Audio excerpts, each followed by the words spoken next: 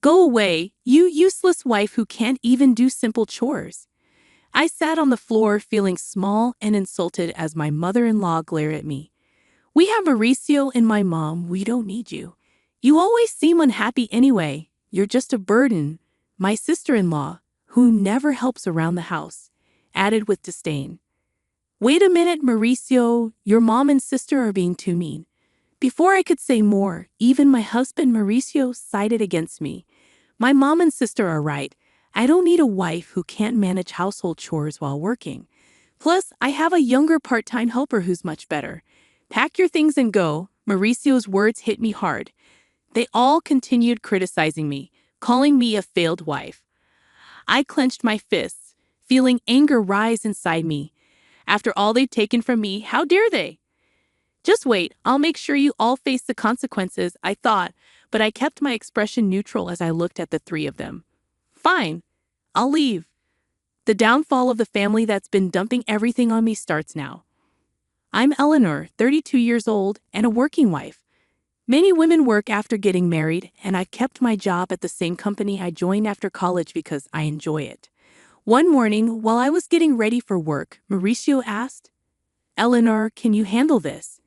Tax season is approaching. He handed me a stack of receipts and invoices. Again, you should manage your own shop's finances, Mauricio said, avoiding eye contact.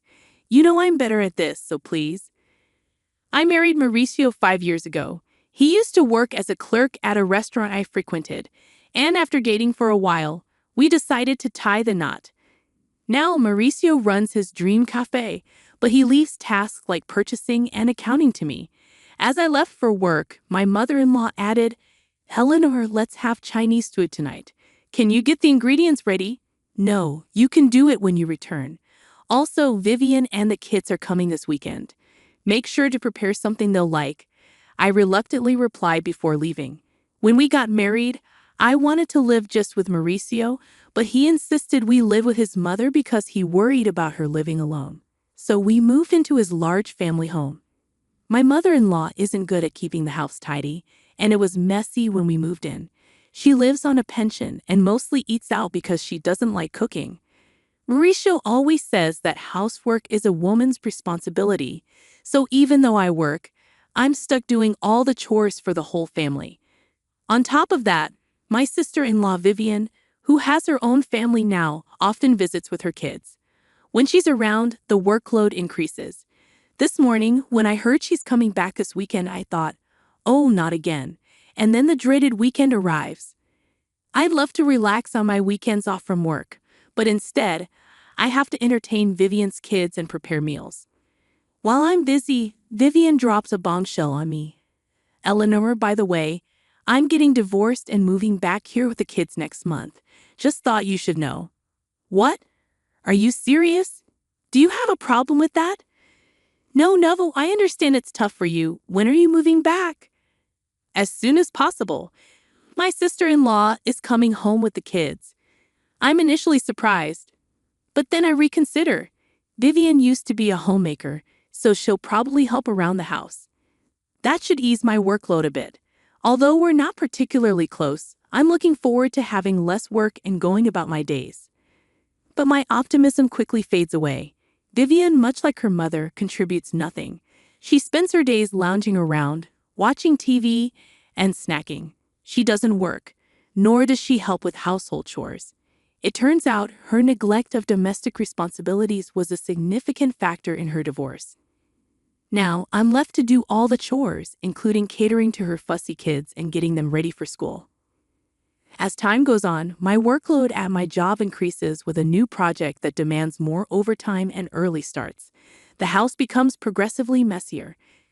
Coming home to a dirty house is incredibly disheartening, yet everyone continues to ask, "When's dinner?" or "Why are you so slow?" To add to my frustration, I start receiving passive-aggressive comments from Vivian and my mother-in-law. Eleanor, the laundry is piling up. Just because you work doesn't mean you can slack off. They remark, oblivious to my own workload. Whenever I try to defend myself, Vivian interjects, "Talking back to your mother-in-law, you're quite bold, Eleanor. And you've been buying all the meals." That's not good for the kids. If you're home, can't you pitch in a bit? Then Mauricio chimes in, as a business owner, I'm providing for the family. You don't have to work. You're doing it out of selfishness, so fulfill your wifely duties perfectly. I'm left speechless, while they both stare at me as if their expectations are entirely reasonable. That night, I was seething with anger. I decided to confront Mauricio. I'm swamped with work, and neither your mom nor your sister is pitching in with the housework. You're not bad-mouthing my mom and sister, are you? Mauricio shoots me a glare. Surprised, I respond, no, that's not it. But I can't handle all the chores alone. Could you lend a hand? I'm busy running a business. You might not get it because you have an easy office job, but running a business is tough. Plus, isn't housework a wife's responsibility? Don't expect me to do it. Are you serious? Mauricio simply goes to bed, leaving me fuming. But then an idea strikes me. I come up with a plan. That night, before going to sleep, I quickly order some gadgets online. A few days later, a bunch of new appliances arrive. A washer, dryer, a cleaning robot, and kitchen appliances with automatic cooking functions. If no one's going to help me, I might as well make my chores easier with some handy gadgets. As the delivery guys are bringing in the washer, my mother-in-law and sister-in-law show up. You bought a new washer without consulting us. The old one still works, but it's outdated and this will make laundry quicker and simpler. What's all this? A cleaning robot and cooking appliances? Eleanor, come over here. I'm called into the living room where they're seated on the sofa, while I'm asked to sit on the floor. Mauricio is there too, sitting beside his mom, looking smug. What's happening? My mother-in-law shouts. What do you mean, what's happening? You've spent all our money on these lazy gadgets. What were you thinking? I thought they would help with the housework. Efficiency isn't everything. People rely too much on machines these days. My sister-in-law adds, exactly, Eleanor. And those are luxuries. The appliances we have are perfectly fine. You're just wasting money because Mauricio owns a business.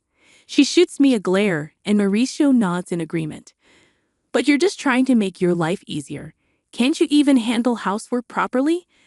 I wanted to retort, look who's talking, but I remained silent. Finally, perhaps frustrated by my lack of response, my mother-in-law snaps, if you can't handle housework, you should just leave. I stare at her in shock.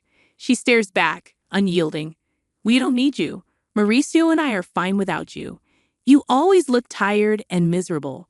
You're just a burden, my sister-in-law says with exasperation. Hold on, Mauricio. Your mom and sister are being too harsh. When I turn to Mauricio for support, he looks down at me and says, they're right.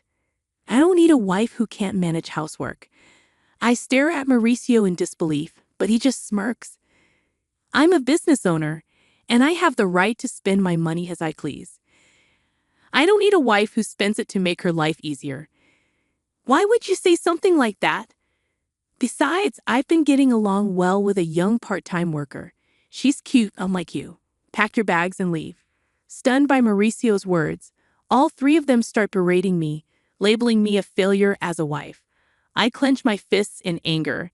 After all they've taken from me, they have the audacity to say this. Just wait. You'll regret this. But I maintain my composure and say, fine, I'll leave. Good. We'll be better off without you, my mother-in-law spits out. I rose silently and placed something on the table. Mauricio, let's get divorced, I said, sliding over a pre-filled divorce application. I had obtained it as a symbol of my exhaustion, tired of everything. Fine. I'll sign it. Don't regret it later, Mauricio responded, signing the papers. I packed my bags and left for a weekly apartment the same day. No one came to bid me farewell. I submitted the divorce papers to the city hall and rented a condo. At the same time, I accepted a promotion I had previously declined due to household responsibilities and became a department head. Finally able to focus on my career, which I had almost abandoned, I threw myself into my work with renewed determination. Delighted to be free from any hindrance, I felt an overwhelming sense of relief about a week after leaving. My former mother-in-law began calling after a year, but I was too occupied to entertain someone who had once deemed me worthless. I chose to ignore her calls. A year later, on a date off, she called again. Feeling it was time to address matters, I answered hesitantly, "Hello." "Ah, Eleanor, you finally answered. How could you ignore me for over a year? What do you want?" "Well, how have you been? Are you okay?" I responded bluntly to her probing. "I'm doing great, working hard in my own place. I've been promoted and my salary has increased. I'm living comfortably. Is that so? Would you consider returning?" Her tone held a hint of pleading, and I asked, cautiously, "Why now?" "We're in trouble." "We're running out of money," she confessed. I couldn't help but smirk as I replied, "So Mauricio's cafe isn't even making $11,000 profit, huh? And neither you nor your daughter have jobs. Well, that explains it. Eleanor, did you know?" Of course I knew. Mauricio's cafe was barely making $800 a month in profit. Since I handled the finances, I was well aware. Mauricio, who acted like a big-shot business owner but neglected proper management and customer service, probably had no clue, but I did. I was the one handling all the accounting and inventory. "Why didn't you say something?" "I had no idea you were managing a big company and contributing so much to our living expenses." Yes, I was putting in over $3,000 a month. That's how everyone was able to live. I had been supplementing the family income with my own salary because I knew Mauricio's shop wasn't making much. He probably realized he couldn't make ends meet without my income only after I left. "Please, Eleanor, come back. By the way, what happened to Mauricio's shop?" Ignoring my former mother-in-law's plea, I informed her Mauricio's shop is going under next month. Even the part-time girl left him. That makes sense. With such sloppy management, he can't keep a business running, and he's too proud to do what needs to be done. No woman would want to be with a man like that. I chuckled, leaving my former mother-in-law speechless. "Can we wrap this up?" "I'm busy," I interjected. She hurriedly continued, "Also, the house has been a mess since you left." A mess? According to her, the house was in chaos because no one was doing any housework. It was cluttered, no one was cooking, so they had to buy food, and they couldn't even afford a new washing machine. "It would have been nice if you left those appliances," she remarked. "What do you mean? Those lazy appliances? And what's wrong with taking things that I pay for?" I shouldn't have said that, but I never expected the house to deteriorate like this just because no one was doing the chores. Isn't it strange that 3 adults can't manage the housework? I questioned, growing irritated. "What are your daughter and Mauricio doing?" She lowered her voice. "Well, Mauricio has been sulking at home all day, doing nothing since he found out his shop isn't making any money." "Really?" "He said he could do whatever he wanted with his money because he's a business owner. And Vivian refuses to work no matter how much I tell her. She doesn't do housework, and she even asks me for pocket money for herself and her kids." My pension is running out. "Really? Your daughter told me she didn't need me because she had you," I retorted icily. My former mother-in-law attempted to sway me once more. "Please, Eleanor, my pension isn't enough for the 3 of us anymore. I have no intention of returning to that house. Your children are quite dependent, aren't they?" She fell silent. Just as I was about to end the call, she persisted. "Eleanor, we'll change. Please come back. Let's all live happily together again." "Sure, happily with a worthless wife," I cut her off. She stumbled over her words but continued to plead. "I apologize for what I said. We're family. Help us. We can't even afford the property taxes anymore. We'll have to sell the house. I'm neither obligated nor inclined to assist you. Sort it out yourselves. Goodbye from your worthless wife," I said, disregarding her cries as I ended the call and blocked her number, savoring my coffee in my tidy apartment. I chuckled to myself. 3 months later, I happened to stroll past Mauricio's cafe. To my surprise, it had transformed into an empty storefront. It appeared that he had indeed closed down for good. Their family home was also listed as sold. When I bumped into a former neighbor, they informed me that the 3 of them had sold the house and relocated, now residing in a cramped nearby apartment. They had become a constant nuisance in the neighborhood, often arguing and causing disturbances. Complaints were stacking up against them.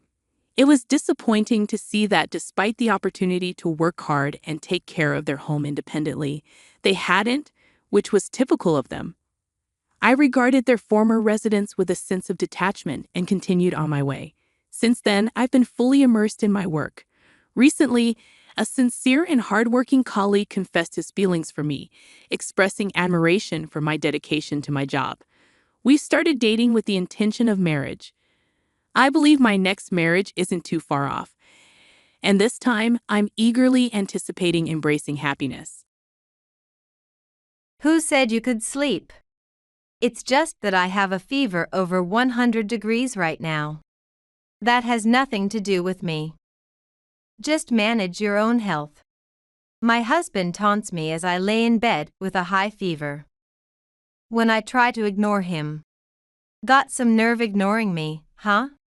Stop it, please. He forcefully tries to drag me out of bed, grabbing my hand. I desperately shake him off, and he stumbles backward. That's when his switch flipped. Don't you dare defy your husband. That was when he hurled the empty wine bottle he was holding, aiming it straight at me. I instinctively covered my face. For a moment, I braced for death. Fortunately, his aim was off, and the bottle shattered against the window instead. Don't dodge. What are you doing? If that had hit me. It's because you don't obey me, and you don't even do the housework. I never said you could slack off. Then, a voice came from behind my husband. I can't just stand by and listen to that. My husband turned around immediately. Why are you here? He couldn't hide his shock at the person in front of him. I never imagined you'd go this far. There's a reason for this. How disgraceful. Reprimanded harshly, my husband quieted down and began to tremble with overwhelming fear. Perhaps he instinctively understood the fate that awaited him. But this wasn't the end. I was determined to settle scores for all I had endured up to now. I am Judy, 54 years old. I live in a house with my same-aged husband, Kevin. We met at a dinner party. I didn't know at the time, but our fathers were acquainted. I only found this out decades later. Nice to meet you. I'm Kevin Anderson. Oh, nice to meet you too. Honestly, I was reluctant about the dinner party. I thought living alone would be easier and better. So, I acted as standoffish as possible to make him dislike me. However, Kevin kept pushing his way into my life. What are your hobbies? Hobbies? I'm often at home, so I read books and do crafts. Those hobbies suit you, Judy. Is that so? Before I knew it, I was caught up in Kevin's pace. Eventually, I found myself dating him. I thought it was troublesome at first, but he kept a comfortable distance, making it not so bad to be around him. I think it's about time. About time? Yeah. How about we get married? Huh? Oh yeah. We met when we were both 25, and by the time we were 30. He had somewhat persuaded me into marriage. I thought it would be harder than it actually was. At 32, we had a daughter, and I thought this was how life would continue. I'm going to the hospital. Are you feeling unwell? A bit. But I think it'll be okay.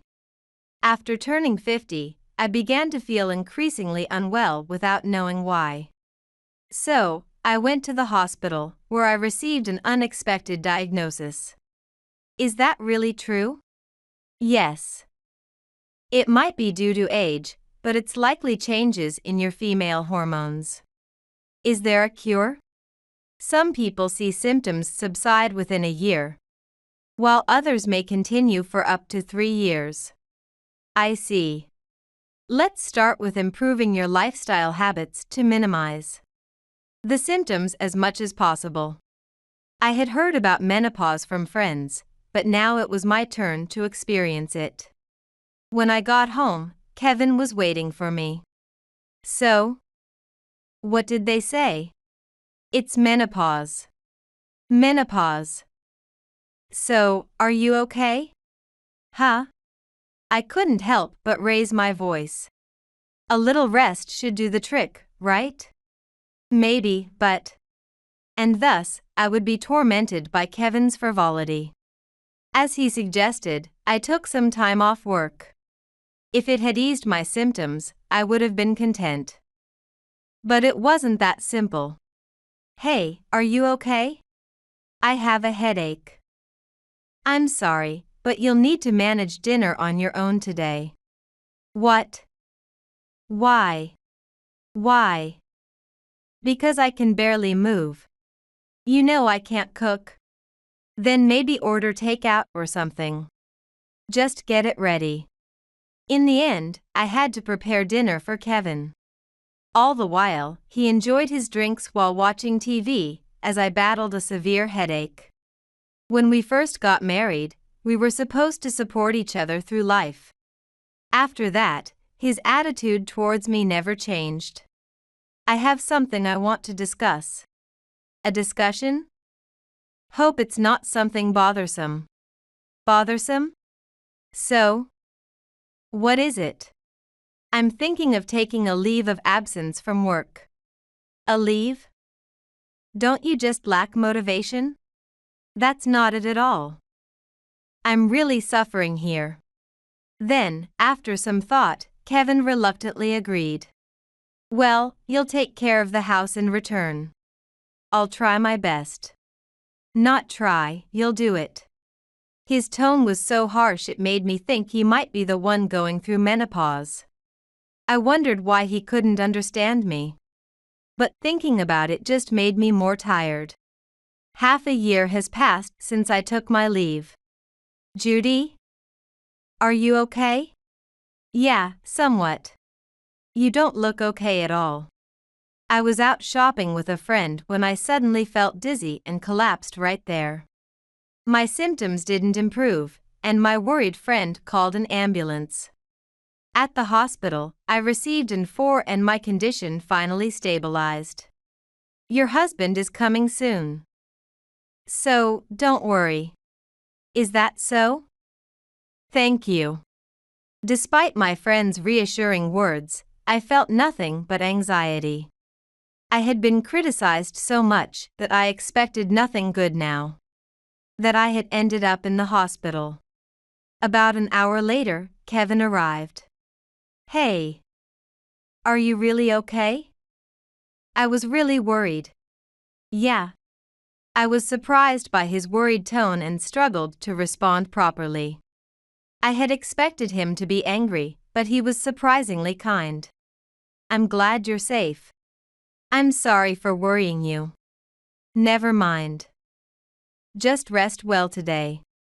For the first time in a long time, he spoke kindly, and I reveled in the happiness. I wondered when was the last time I felt this way. So, can you go home today? I'll rest a bit more and then go home. Okay. I'll be waiting at home then. Are you sure you're okay? I can make it home by myself. I was set to go home by evening. On the way, I had never wanted to see Kevin as much as I did then. I was eager to see what kind of face he would be waiting with. Hi, Kevin. However, the emotions I had felt vanished the moment I saw his face. You're late. Where have you been loitering? I came straight home. I doubt it. Well, it's time for dinner anyway. I was stunned. He hadn't been worried at all. Huh? Stop that, huh? Hurry up and get it ready, or I'll be in trouble. As I was told to, I started preparing the meal. I didn't have the energy to argue and just wanted to get through the evening. I'm going to rest now.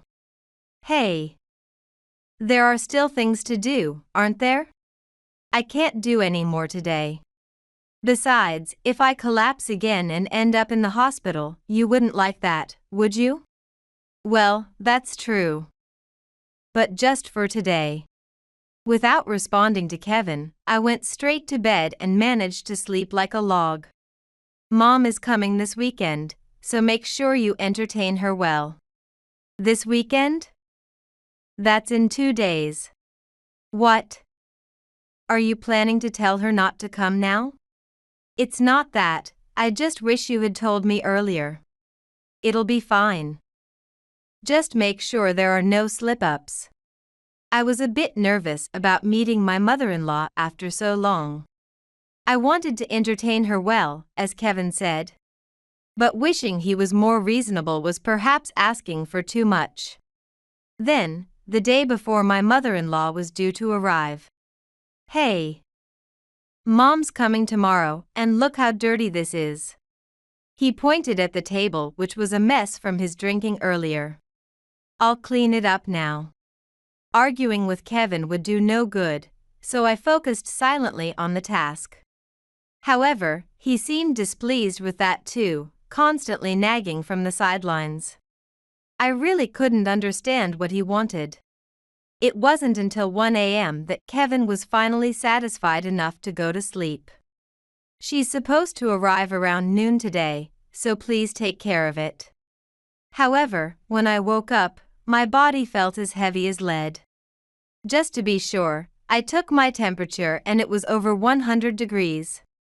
Instead of showing concern, Kevin made a grimace. What are you doing at a time like this? I'll handle it somehow. Really, you're so useless. Kevin was unusually irritable.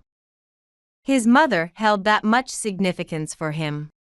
I had been lying down until just before my mother-in-law's arrival. But there was no sign of recovery. It's been a while, Judy. Thank you for coming all the way. Please, come in. I managed to greet my mother-in-law, but I don't remember much after that. I was chatting with her in the living room. But my condition was only getting worse, and I was nearing my limit. Are you okay? Yes. What is it? Kevin. Isn't Judy feeling unwell? Huh? That's just because she stayed up late last night.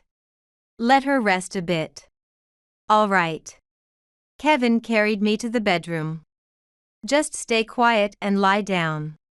I had no energy left to respond. Realizing that there would be a problem, I made a phone call to someone.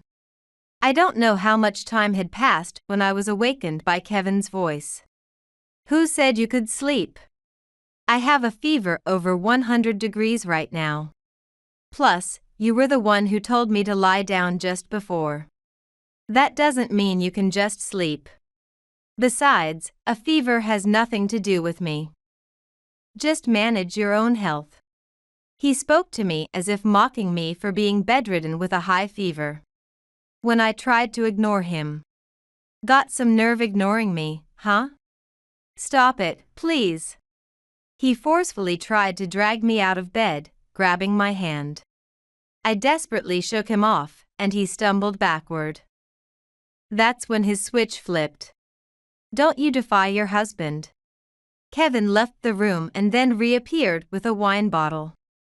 For a moment, I braced for death.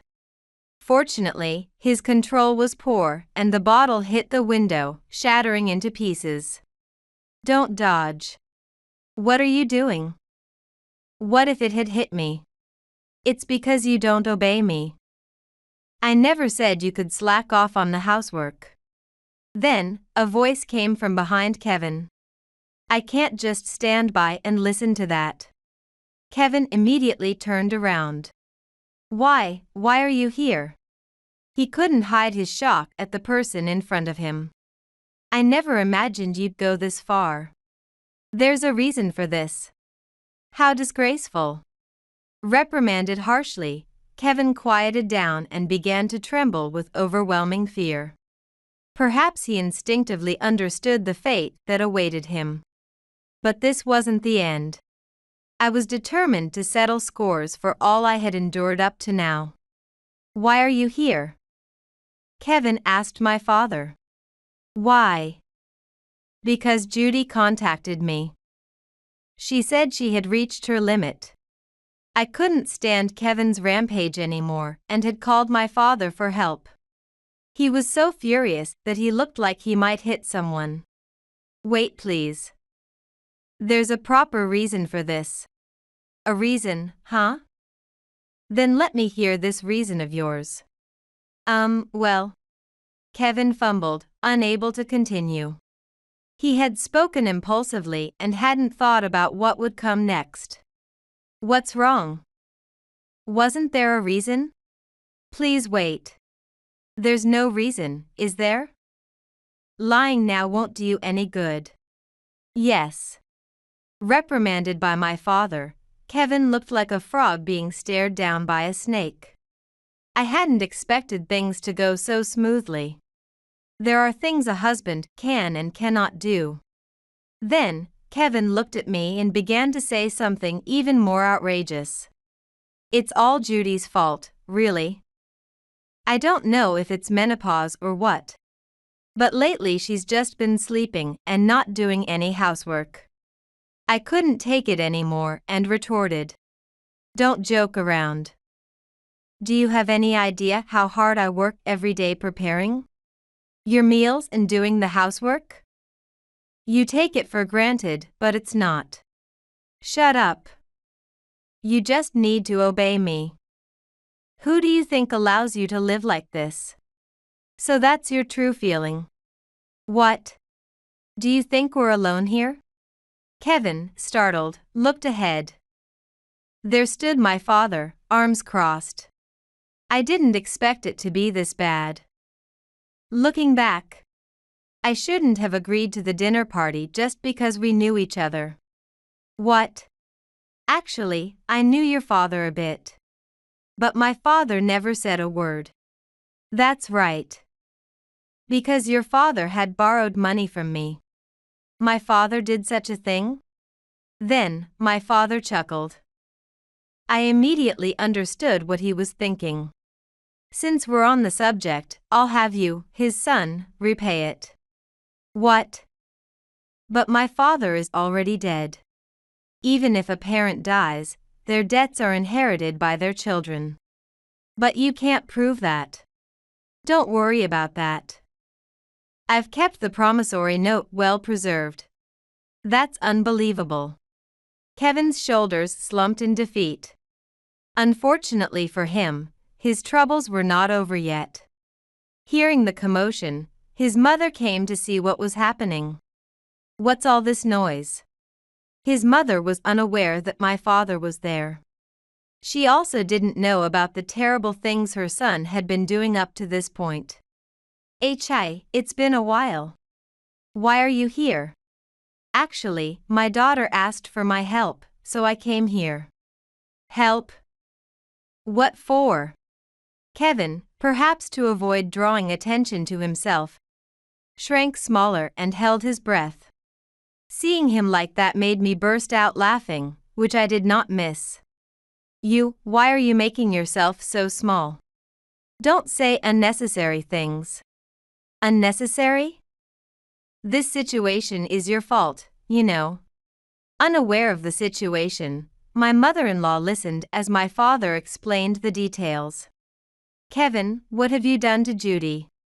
"It's not like that, Mom. No excuses. And you might not know this, but I also suffered from menopausal symptoms, so I understand how tough it can be." "You too? But your father never did anything terrible like you are now." At this moment, Kevin had no allies. I had not known that my mother-in-law suffered from menopausal symptoms like me. I knew she had become a housewife after turning 50. But since we weren't close after the marriage, she might not have wanted to burden us with her life. He was always proactive in helping out with the household chores, unlike you. Eventually, Kevin seemed resigned and apologized to me. I was wrong. From now on, I'll support you, Judy. Can we start over? It seemed that Kevin was serious. Just when I was about to forgive him, thinking he really meant it. Just wait a minute. What? Are you really okay with this? Prompted by my father's words, I paused to think. Then, as if to warn me, my mother-in-law chimed in. The final decision is yours, Judy, but think it through carefully. I pondered repeatedly whether to forgive Kevin. Just then, I caught him yawning out of the corner of my eye. At that moment, my mind was made up. I've made my decision. Is that so? You're going to give me another try, right? I took a deep breath before declaring to Kevin. I'm getting a divorce. So this is the end for us. I had completely forgotten that I was running a high fever at the time. What are you saying? You can't live on your own, can you? Kevin approached me, his presence imposing fear. Stop it. His mother's command halted him. Don't show any more disgraceful behavior, please. Fine. I understand. I don't need a useless woman like you anyway. With that, Kevin stormed out of the house. Judy, we really caused you trouble. If I had been more attentive. That's not true. I was saved by your words just now. What will you do now? Like I said before, I'll prepare for the divorce. Then I'll prepare on this side too. With a determined look, my father left. My mother-in-law and I remained and talked for a bit. I hope this makes things a bit easier for you, Judy. If things get tough, may I consult with you, Mother? Are you serious? Yes. I would like to hear more from you as someone experienced in life. Understood. If this old woman is okay with you, I'd be happy to help. Several weeks later, we divorced without any issues regarding property division. Shortly after, I moved back to my parents' house to recuperate. About half a year later, I received a call from my ex-husband, who I had not been in contact with. He was living alone, regularly visiting the hospital. What do you want after all this time? I actually have a chronic condition that's getting worse. They said it could turn serious if it continues like this. I figured as much. He must be unable to handle it on his own and is seeking help. So, what do you want me to do? I want you to take care of me from now on. The doctor said it would be tough to manage alone. Is there any benefit for me in doing that? It would just be for a while, just until I recover. His selfishness seemed unchanged. Did he really think his ex-wife would agree to such a request? If he did, that was truly wishful thinking. Why don't you ask your mother then? I already did, but she refused. That figures. If I were in his mother's place, I wouldn't want to care for him either. That's unfortunate. That's why I'm asking you, Judy. As much as I'd like to help, it's impossible. Maybe if you had asked earlier. Besides, I'm not free either, so I'm going to hang up now. My ex-husband then pleaded more desperately. I apologize for everything. It was all my fault. That doesn't show any real sincerity. I was enjoying this exchange. I never intended to lend a hand. But I wanted to let him grasp for hope and then face despair. I won't ever do it again. Please. That's impossible. He kept apologizing over and over, but I was starting to get bored. I'm sorry, but I can't take care of you. I'm still dealing with menopause myself. How am I supposed to care for you in this condition? Desperate, Kevin didn't seem to care about appearances anymore. Please. You're all I have right now. It's all too late. Regretting and apologizing now doesn't turn back time. I've learned my lesson and understand now. So, he didn't give up and kept pressing. He might sound remorseful, but forgiving him now would undo all the progress I'd made. I've come this far on my own, so you should just do what you like now. It will be easier for you that way. What am I supposed to do then? You might have forgotten, but I divorced you, remember? We can't live together anyway. Are you serious? Don't make me repeat myself. Talking to you just adds to my stress. Goodbye. With that, I hung up the phone. His needing care was none of my concern. I muttered, serves you right. After that, being free from the stress of my ex-husband, my health began to improve. I was looking forward to returning to work soon. One morning, something else came up. Do you remember what I told Kevin before? About how his father had debts? Yes, that's right. It took some time, but it looks like I can finally make a claim. A bit anxious, I asked my father a question. Out of curiosity, how much is it? $30,000. What? That much? Well, a lot happened back then. Though I have the promissory note, I never really planned on having it repaid.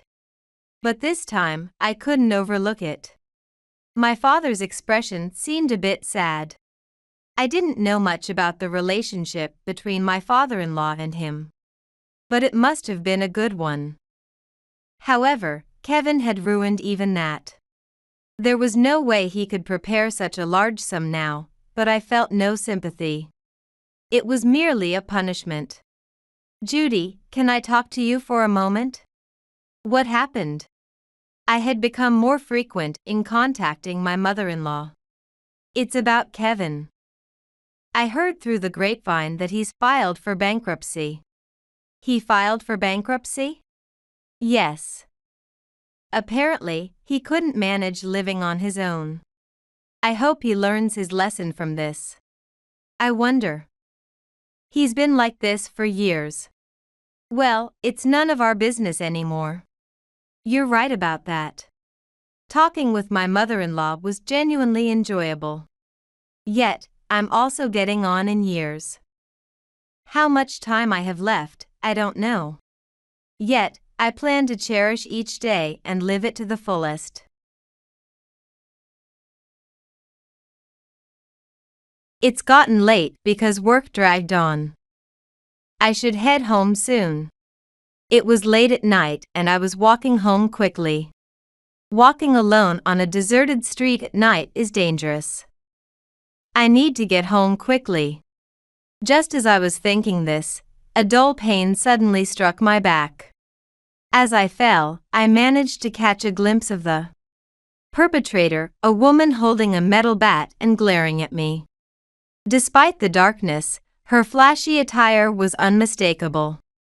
I had been wary of strange men, never expecting to be attacked by a woman. I was shocked. Being Ethan's wife is unforgivable. The one who truly loves Ethan is me. Ethan belongs to me. You should just disappear. While calling out my husband's name, the woman beat me mercilessly with the metal bat. I thought, what does that mean? I wanted to ask her many things. But repeated blows prevented me from even raising my voice. I fell to the ground in pain, my consciousness fading. When I regained consciousness, the woman was gone. And dawn had broken while I lay on the ground. As I stood up, intense pain coursed through my body. Blood dripped onto the ground. Holding my head in pain, my palm came away covered in blood. I realized I was bleeding from the head. I could smell the iron. I tried to call an ambulance with my smartphone. But unfortunately, the battery was dead. I thought, why now of all times? Looking around, I could see the law office where my husband, Ethan, worked. Despite trembling and staggering, I desperately dragged myself towards the law office. Fortunately, it was already open. Ethan must be there by now. I thought, that woman, she'll see what it means to mess with a lawyer's wife. With my husband's power, I'll make sure that woman gets what she deserves. If it's true that she and Ethan were in love, I'll confront Ethan looking like this. With that thought, I pushed myself to keep going. Finally, I stepped into the office. The lawyer who greeted me was shocked at the sight. No wonder, I was covered in blood. Call lawyer number 3189, my husband. I relayed the number Ethan had given me. You might want to call an ambulance. Just do it. Lawyer number 3189. I snapped, out of patience. The lawyer, looking confused, said, "There's no such registered lawyer." What, really? That couldn't be. Ethan definitely works at this law office. I've seen him going to work here. Yes. Besides, lawyer registration numbers now have 5 digits, not 4. Only lawyers registered over 50 years ago have a 4-digit registration number. That would mean they're quite elderly. Of course, Ethan isn't that old. He's still in his 30s. Even those registered over 50 years ago wouldn't have that number. The smallest number from the first training session in 1947 is 5251. No. I'm sure, that's what my husband told me. That can't be. Suddenly, my vision swayed and I collapsed again. I couldn't believe any of it. Was Ethan not really a lawyer? That can't be. My in-laws were proud of their lawyer son. I've seen his lawyer badge. He seemed to know quite a bit about the law. Maybe Ethan had mistakenly told me his lawyer number. Could that be? He had repeated 3189 so many times. With my head bleeding from the beating, coherent thought was impossible. My vision blurred. Are you all right? I'm calling an ambulance right now. Hello. I heard the lawyer calling for help as my consciousness drifted away. My name is Aaron Powell. My husband, Ethan Powell, is a lawyer. At least, that's what he has claimed since we met. We met on a dating app and quickly progressed to marriage. My friends envy me for having a lawyer husband, but I think it's awful. I'm a lawyer, you know. Are you going against me? He would say this arrogantly whenever he disliked something. He used to be so kind before we got married. He would often talk at length about how hard he worked to become the lawyer his parents wanted. But being a lawyer means you're making good money, right? People would say. But until recently, Ethan wasn't earning much. His income was almost like a janitor's. Apparently, he didn't have many clients. Being a lawyer wasn't as great as it seemed. Our marital relationship was not good, dominated by his arrogance. I was already regretting marrying Ethan. One day, Ethan started using social media as a handsome lawyer. He was quite good-looking. With his sharp rhetoric, he discussed legal issues, gender politics, and political correctness debates, quickly gaining followers. Though it seemed he was only echoing the majority opinion online, it appeared to be effective. Thanks to social media, Ethan's client base seemed to increase. His income improved. As work went well and his income increased, Ethan became kinder to me. And then, this happened. Now, I'm hospitalized and lying in a hospital bed. Of course, I got a medical report. It seems Ethan was informed. He messaged me saying, "I heard you were suddenly attacked by a woman on the street at night. Tough break." I reported it to the police, and I felt relieved. Yet, Ethan hasn't visited me even once. Not a single message showing concern. Even when I send him messages on Messenger, I only get stickers or he leaves me on read. It's shocking, even if our marriage is strained. I thought, is he having a good time with that mistress right now? Lying alone in bed, I can't help but think about it.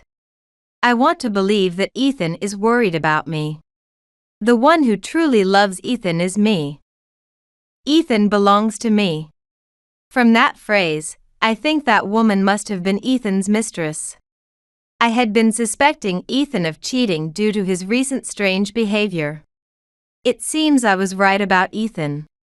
I finally came home from the hospital and was able to face Ethan. Although the hospital advised me to stay longer, I had things I needed to verify and couldn't stand waiting any longer. Why didn't you visit me even once? You didn't even send me a message to check if I was okay. I was suddenly attacked on the street. As I confronted him, Ethan just gave a wry smile and said, Sorry.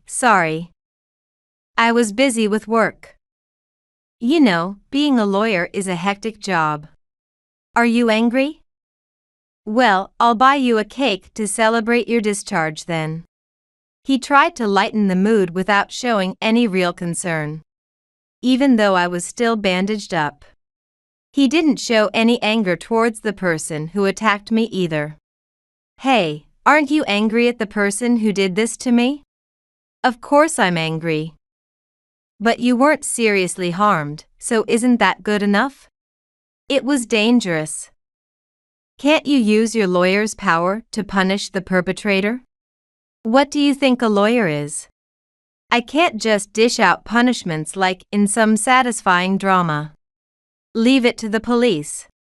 Maybe, but don't you care about me? I do care. But worrying won't heal your injuries. I wanted to ask Ethan about not being registered at the law office and his non-existent lawyer number, but I couldn't bring myself to do it. Determined to uncover the truth, I went to the law firm where Ethan claimed to work. The first person to greet me was the lawyer who had called the ambulance for me. How are your injuries? While my husband hadn't shown any concern, this person did. Yes, thank you, I'm getting better. I'm glad to hear that. I was worried. No, I should apologize for the trouble last time. Really, thank you so much. How can I ever repay you? Here, this is a small gift. I hope you like it. Thank you, I'm really grateful. I apologize for the late introduction. My name is Matt Owen. Lawyer Owen said as he handed me his business card.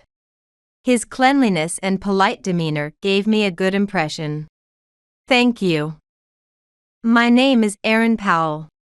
To get to the point, is my husband, Ethan Powell, really not a lawyer here? I heard he worked here. He even has a social media presence. Ethan Powell. Lawyer Owen, with a puzzled look, repeated the name I mentioned. And then turned pale the moment he saw Ethan's account on my smartphone.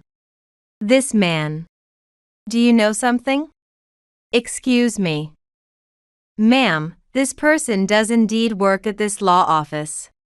For a moment, I thought maybe the lawyer number was just a mistake until Lawyer Owen continued.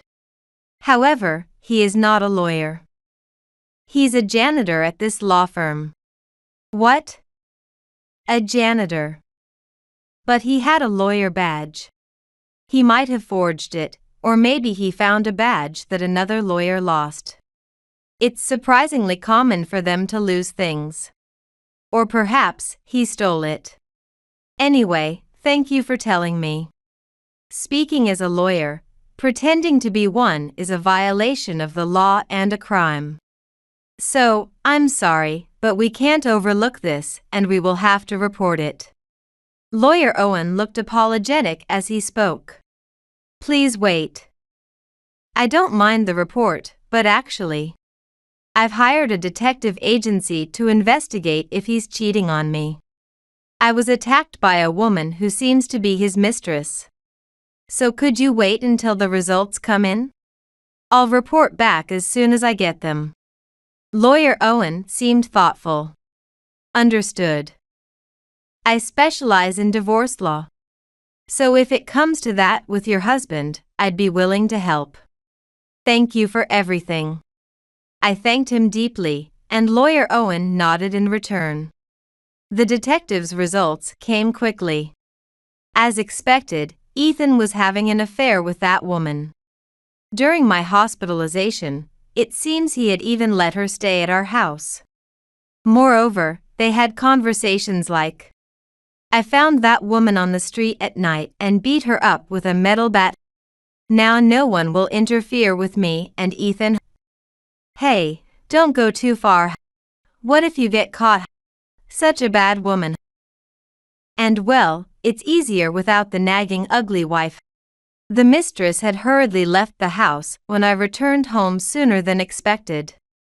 However, the police investigation revealed even more shocking details. Ethan was indeed a fake lawyer. And the lawyer badge he had was one he found dropped in the office. Initially, he had only pretended to be a lawyer to impress others. But eventually, Ethan started engaging in fraudulent activities. Pretending to be a lawyer, he would get people to pay him retainer fees.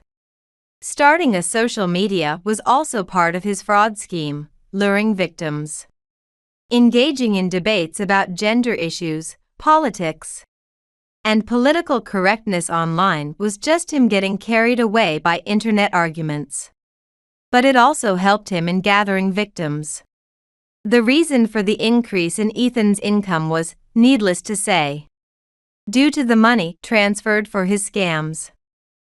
I was happily oblivious, pleased that his income had increased and that he had become kinder. The mistress was also one of the victims deceived by him, entering into the relationship to potentially benefit from his influence. And as a result, she had been financially supporting Ethan lavishly. Lawyer Owen and I reported Ethan and his mistress to the police. It turned out that Ethan's claim of having reported my assault was a lie. He knew his mistress was the assailant and lied about reporting it to protect her. Ethan was arrested for violating lawyer regulations and fraud, and his mistress for assault. The metal bat used in the attack was seized, and my blood was collected from it. Ethan ranted, "I gave you a good life with the money I made. Don't report your husband just because you're jealous he cheated. Ungrateful wife. You bring such misfortune." It was complete resentment. I did not want any part of the money he earned through fraud. And it was only a matter of time before he would have been caught anyway. Naturally, I divorced Ethan and demanded compensation for adultery and assault from both him and his mistress. During this, Lawyer Owen was a great support. Thanks to him, I was able to secure far more in damages than usual. Likely because the case involved both assault and fraud. The mistress claimed I was a victim of the fraud too. Yet, you're not only reporting me but also taking compensation. That's cruel. I've already been swindled out of a lot of money by Ethan, and now I have none. Because of this, I've even been disowned by my family. Everyone is terrible. I'm a victim here. It's the wife's fault for not stopping her husband's fraud. It's only natural I hit her. Indeed, she might have been a victim of the fraud. However, what is she talking about after having committed adultery and assault? She is clearly also an offender. I have no obligation to forgive her. Moreover, the case she asked Ethan to handle involved her stealing from an acquaintance's home, so she was fully culpable. And there was no room for sympathy. The mistress had asked Ethan to settle the case cheaply and minimize the damage. And Ethan continued the affair, using this as leverage to extort money from her. I recalled that recently.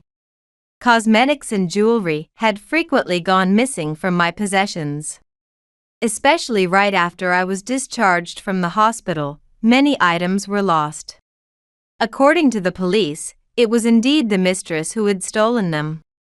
With Ethan's acquiescence. Ethan apparently didn't care about my belongings. Despite having been caught stealing once, her bad habits had not changed, including the case she had asked Ethan to handle. The mistress was also charged with theft. Naturally, I also demanded compensation for these losses. Ethan said the wife wasn't using them anymore, so he gave them to me. I'm not at fault. Even the case where she hit the wife with a metal bat. Ethan told me to do it. He said the wife was in the way. Then he persuaded me that it would work out in my favor. I'm not at fault. I was deceived by a con artist. I'm a victim. Punish that con man, not me. She's lying. I didn't know anything about her belongings being stolen. If I had known, I would have stopped it. I didn't know anything about the wife being beaten either. It was all that woman's doing. Please punish her alone. Ethan and his mistress tried to shift the blame onto each other during the police interrogation. Both were desperately trying to lighten their own sentences. Ethan's parents also visited him in detention, where a shocking truth emerged. His parents had also been deceived by Ethan's claim of being a lawyer. They had pressured him from a young age to become a lawyer. Despite his efforts and studying hard, Ethan failed the bar exam. Not wanting to disappoint his parents, he lied about passing the bar after starting work as a janitor at a law firm. Initially, he intended to make the lie true by continuing to take the bar exam. But after failing 5 times, he was barred from retaking it unless he passed a preliminary examination or completed a law school program, which he did not want to pursue. Unable to confess the truth to his parents, who praised him as the pride of the family, and having found a lawyer's badge in the office, he decided to continue the deception. Thus, I was also deceived. His knowledge of the law came from studying for the exams. Some of his stories about his struggles to become a lawyer were partly true. With his arrest and the ensuing media coverage, Ethan's life smeared with lies came to an end. His face and name were widely published, effectively ending his social standing. His parents, who once praised their son as the pride of their family, berated him during the visit, calling him the shame of the family and saying, "Your misdeeds have become such big news, we can't face anyone. We're sorry to Aaron." They even apologized to me. "It's all our fault this happened. We're so sorry," they said, looking utterly exhausted. Ethan, disowned by his in-laws, sent me a letter asking for reconciliation, saying, "You're all I have left. I'll spend my life making it up to you. Please don't leave me alone. I only used her to get what I wanted, and the only person I truly love is you." I immediately tore up the letter and didn't respond. His words meant nothing. If he truly loved me, why wasn't he worried when I was hospitalized after being attacked by his mistress? Why was he laughing with her about how good it was that the nagging, ugly wife was gone? He also wrote, "Are you divorcing me because I'm not a lawyer but a janitor? How terrible. Do you choose men based on their status? What is he misunderstanding? It's not about him not being a lawyer or being a janitor. The problem is that he pretended to be a lawyer, deceived everyone, betrayed me, and committed crimes. Now, Ethan has been dismissed from his job and isn't even a janitor anymore. No woman would choose a man with a status as a criminal." And then came the trial. The attack was so severe that, had lawyer Owen not called an ambulance, it might have been fatal. which led to the charge being elevated from assault to attempted murder. The question of whether his mistress had the intent to kill was rigorously investigated. Despite her desperate claims that there was no intent to kill, and she only meant to hospitalize me, her words during the attack, "You should just disappear," indicated murderous intent, leading to a severe sentence, even for a first offense. Ethan, too, received a heavy sentence due to the egregiousness of his actions. It's almost comforting to think of them both in prison, though they're in separate facilities for men and women. Even if they were together, they would likely blame each other and split up soon. After serving their sentences, they'll be saddled with debt from the damages and compensation they must pay, especially since Ethan's fraud convictions might prevent them from borrowing money from banks. Their lives will be tough. This incident caused quite a stir on social media. A self-proclaimed lawyer, who was actually a fraudster involved in an attempted murder case against his wife, had been active in political and gender debates, leading to a massive backlash when the truth came out. Ethan's name trended daily. Reflecting on everything, some people have come out saying they always thought the lawyer was too ignorant, and that they suspected him from the start. Especially those who had conflicting ideologies with Ethan, or those he had attacked, were quick to say "I told you so" and criticized his entire philosophy. Those who disliked this reaction attacked Ethan's critics, accusing them of getting carried away. Somehow, the case also evolved into a debate about gender. It turned into discussions of this is why men or women are their own worst enemies.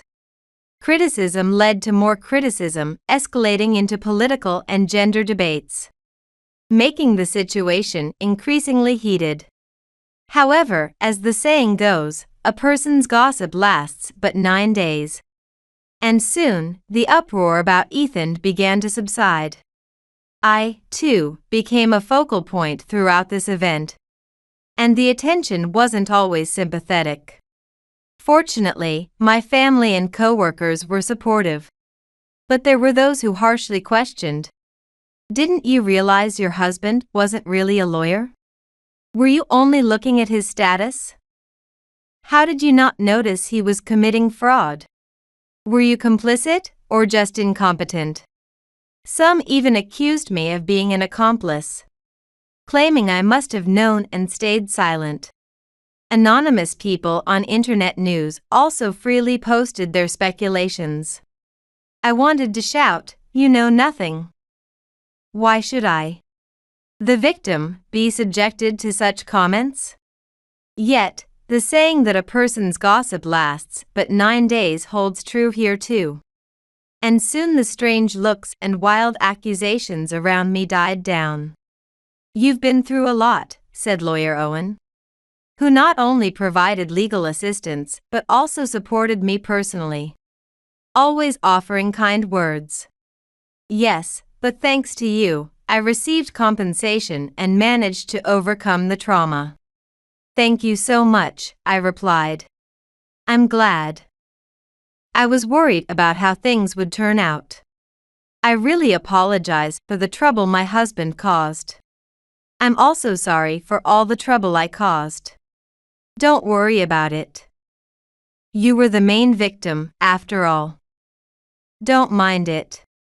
Thanks to you, we managed to deal with a criminal pretending to be a lawyer in our firm. If we hadn't noticed, he might have caused significant damage eventually. I'm glad it didn't come to that.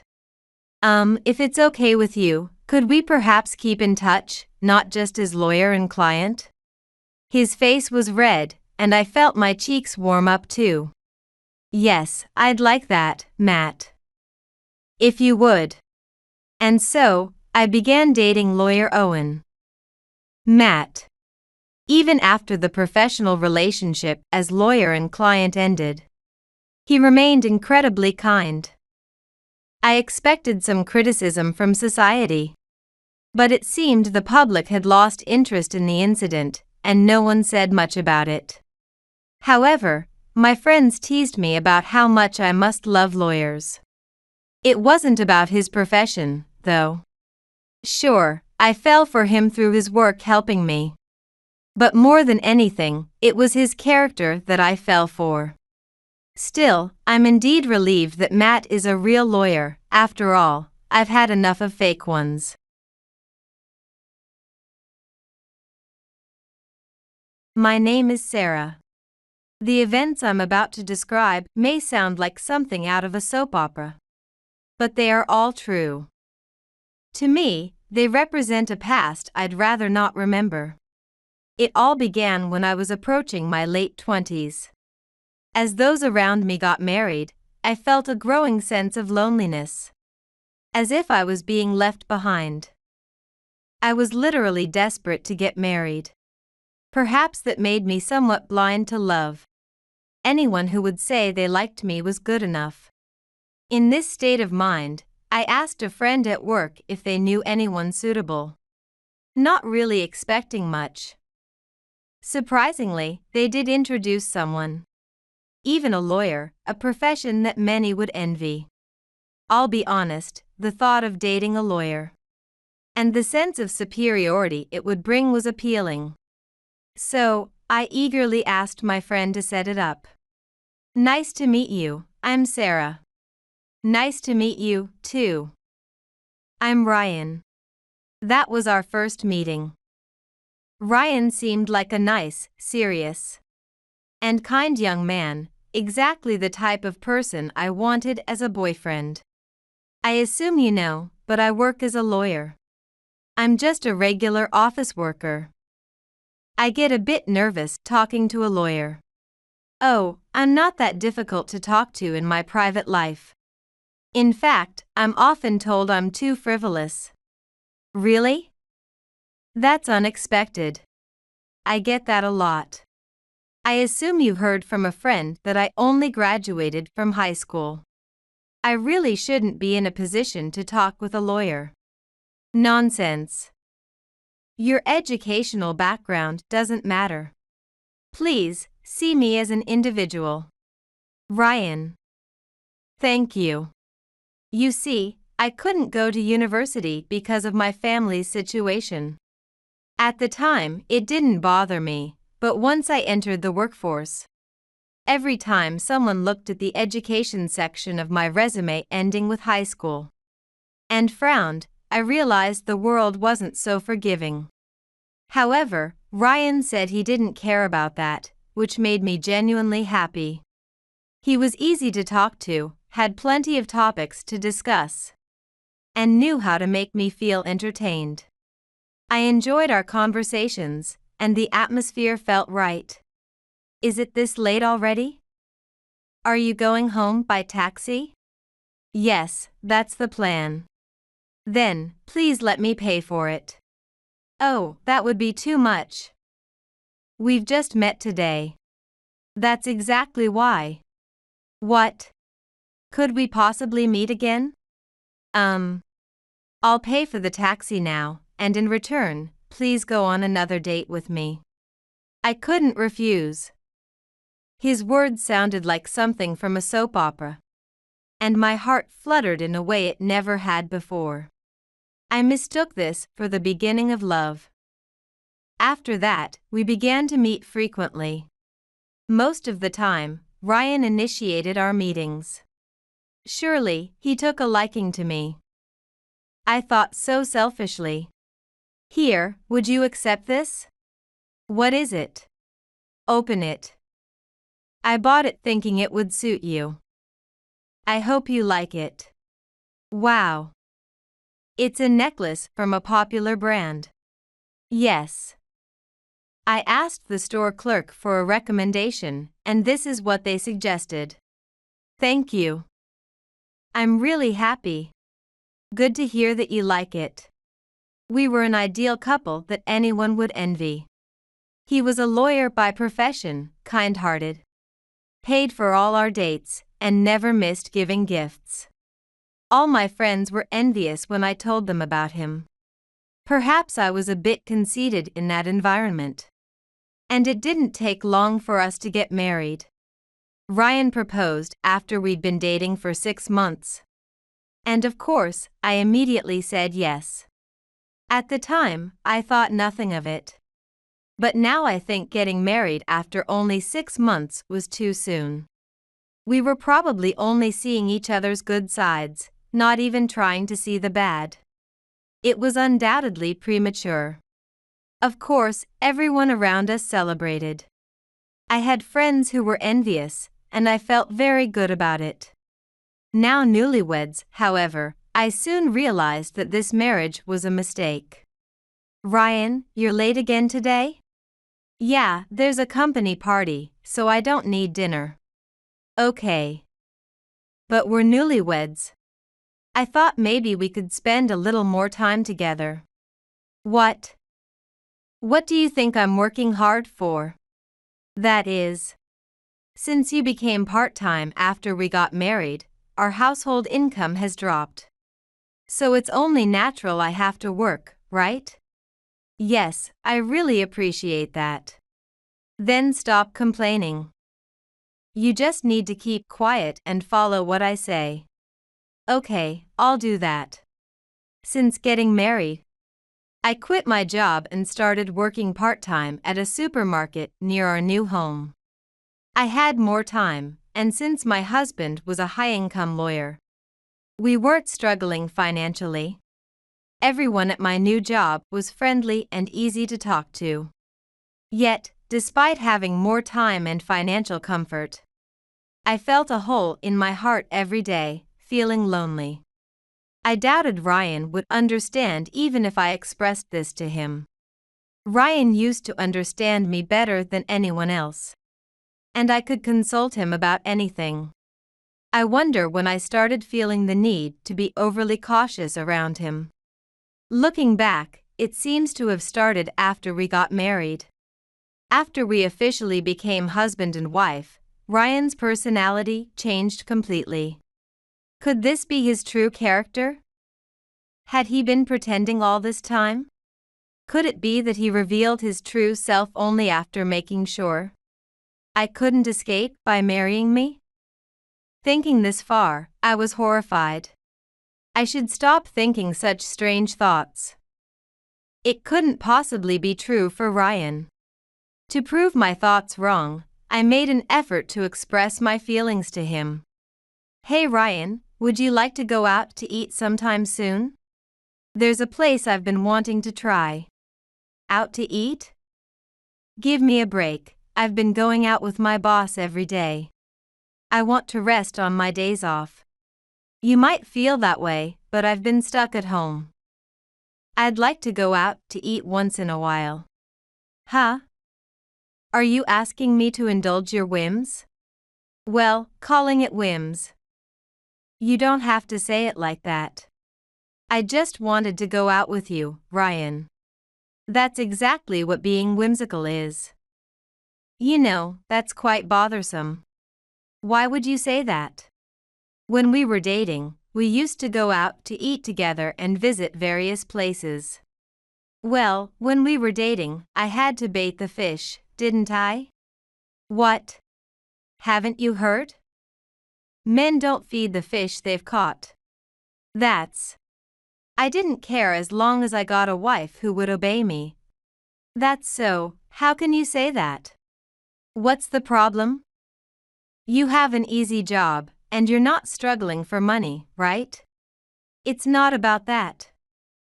I wanted to build a happy home together. Oh, I'm not interested in that. Ryan said this nonchalantly, waving his hand dismissively. I couldn't stop my tears. I had been deceived by Ryan all this time. It was wrong of me to be deceived, but this was too much. I immediately considered divorce. It hadn't been long since we got married, but I couldn't bear to be with such a person. Yet, I didn't have the courage to consult my friends or parents. After receiving such blessings from everyone, the idea of getting a divorce so quickly, I just didn't have the courage to tell them. Anyway, I proposed a divorce to Ryan. Ryan. I never thought you were this kind of person. Huh? What? You just realized this is my true nature and you're disillusioned now. Yes, I'm disappointed. Fortunately, we don't have children, and I want a divorce. Divorce? You, who works part-time, want a divorce? Yes. That's hilarious. How do you plan to live after divorcing me? When you've been living off my income? You can't even consult your friends or parents, can you? If you leave me, you'll really have nowhere to go, right?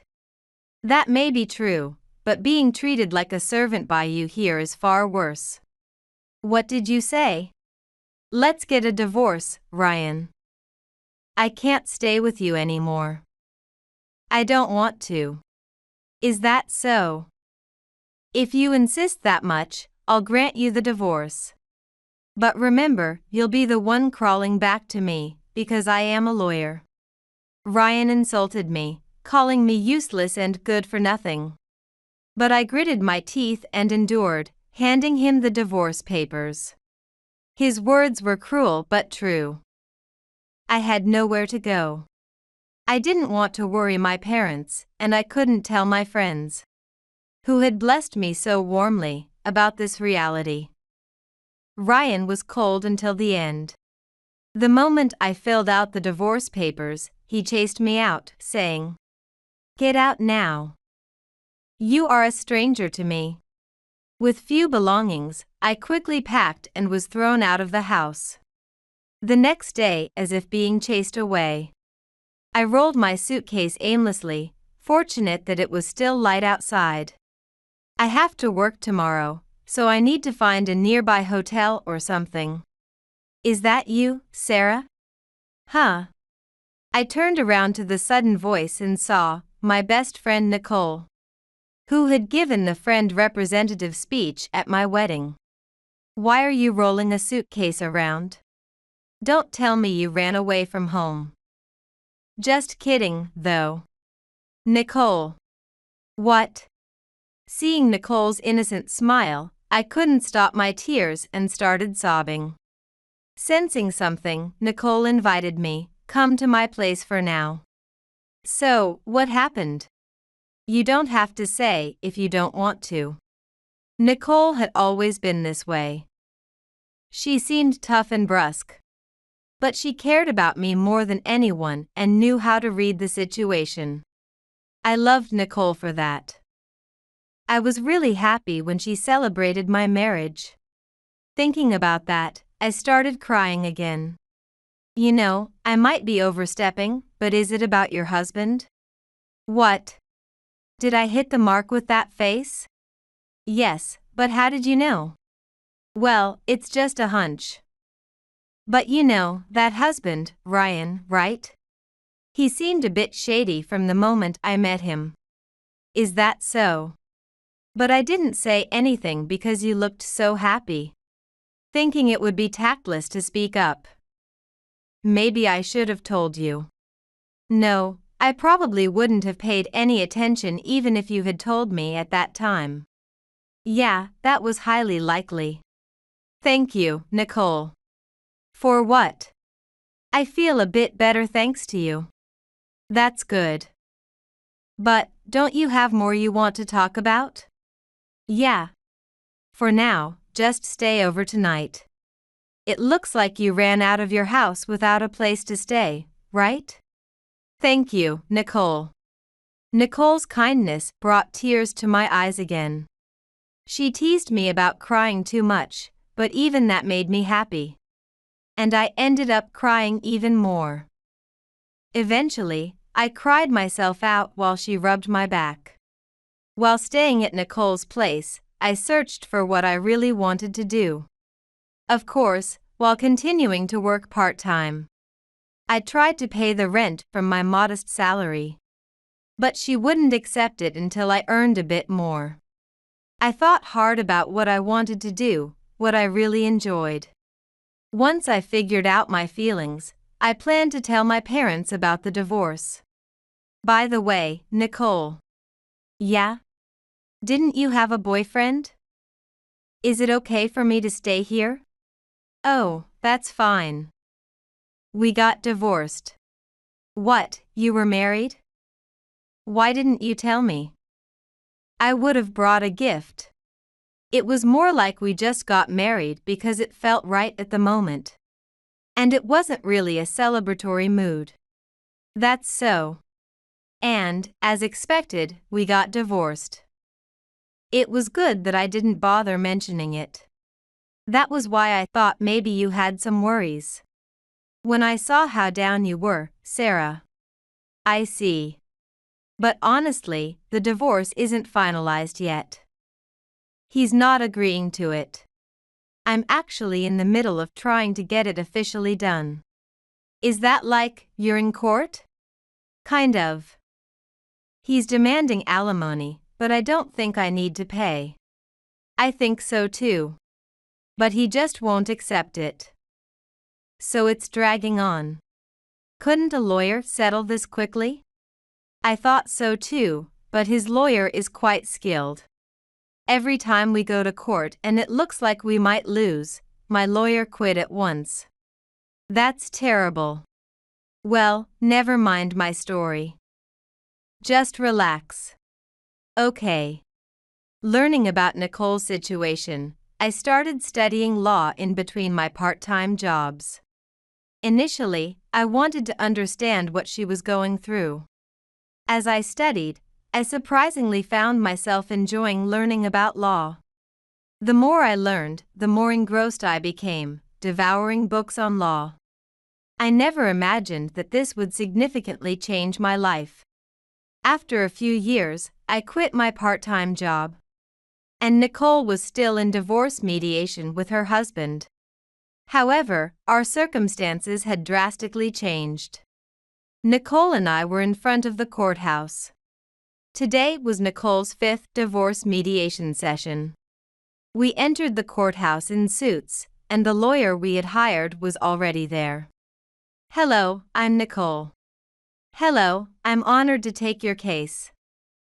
My name is Ryan. Huh? There stood my ex-husband, Ryan. I wasn't surprised, but Ryan seemed shocked to see me. Wait, what? Why are you here? I'm here because I'm Nicole's friend. I came because I was worried. You're accompanying a friend? That's funny. Ryan made a disdainful remark. Nicole looked upset, but I assured her with my eyes. I wouldn't expect a high school graduate to be here in court. It's so out of place. Oh, you might get sued. Let's not talk about that. Please focus on representing me today. All right. But you'll owe me a lot if we win. After all, it seems many lawyers have given up on this case. Ryan laughed crudely and entered the courtroom. We followed. Let's start by having everyone introduce themselves. I've already said this many times, but I'm Nicole's husband, Jason. And I'm his wife, Nicole. Let's review the reasons and circumstances for the divorce. Jason, could you start? Yes.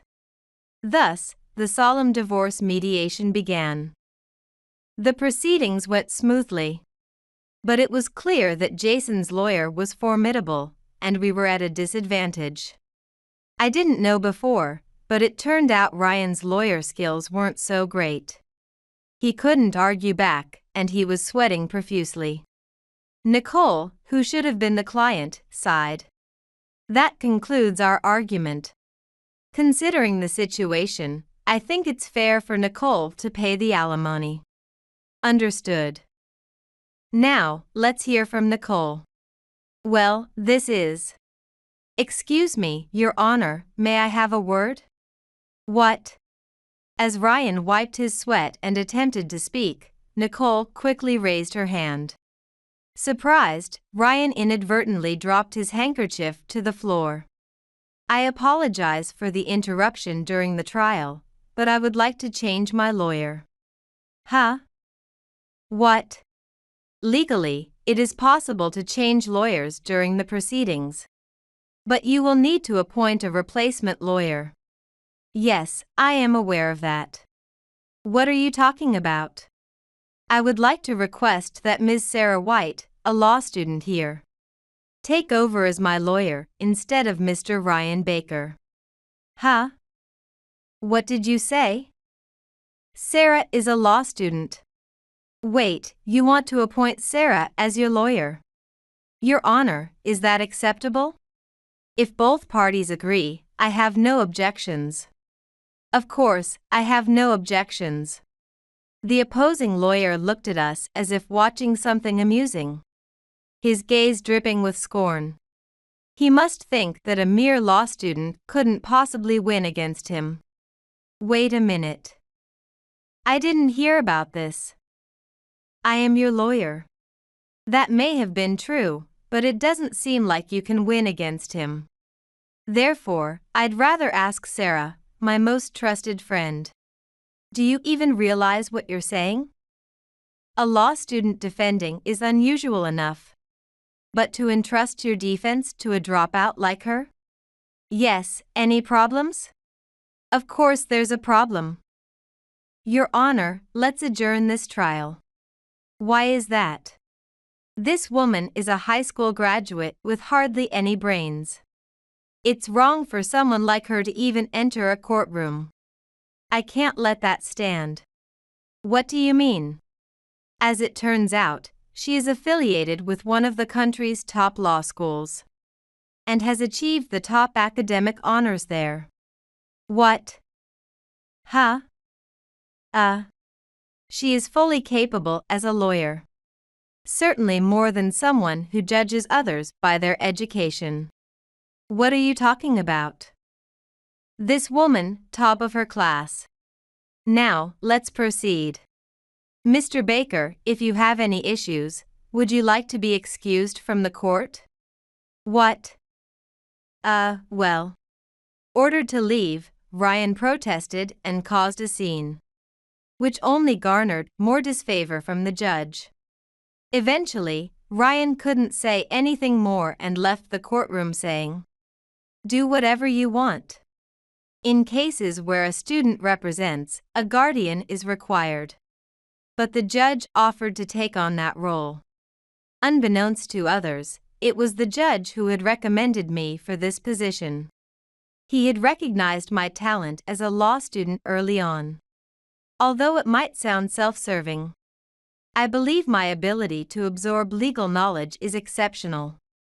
Although I never liked studying much, I seem to be a different person when it comes to law. Perhaps my motivation to help Nicole also played a role. It was only later that I realized I also had a desire to become a better lawyer than Ryan. So, when Nicole chose me over Ryan and the judge revealed my true identity, I felt incredibly validated. The frustrations I had been holding back cleared up in an instant. When Ryan was leaving the courtroom, he seemed so small. I couldn't believe I had once loved such a man and had been manipulated by him. That made me incredibly angry. But for now, I needed to focus on the present. In the end, Nicole and we won the case. Surprisingly, it turned out that being a lawyer was my true calling. Nicole and I rejoiced, holding hands. This event quickly became news. The story of a law student defeating a skilled lawyer was unprecedented. And ironically, my educational background made it even more sensational. The headline read, "Your aspirations have nothing to do with your education." And I was featured in the media every day. Consequently, Ryan, who had looked down on me, also became news. Portrayed as the lowest of the low among lawyers. With such a label, Ryan was inevitably fired from his law firm. After such reports, re-employment might be difficult for him. One day, Ryan contacted me. "Sarah, I was wrong. I apologize. So, can you explain to the media? What I said about you was a misunderstanding. A misunderstanding? What's misunderstood? Isn't it all true? Don't say that. Look, if it helps, we can get back together, right? I'm astonished. You really live in a fantasy world. What? Goodbye. I don't want to see or talk to you anymore. Wait, Sarah. I forcefully ended the call. It's been months since I last contacted him. And I don't know what he's up to now, but he's probably not leading a decent life. Nicole and I now live together in a sort of roommate situation. Free of the burdens we once carried, enjoying life more than ever. Whether we'll ever marry again, I don't know. But at least for now, the freedom we have is priceless to us.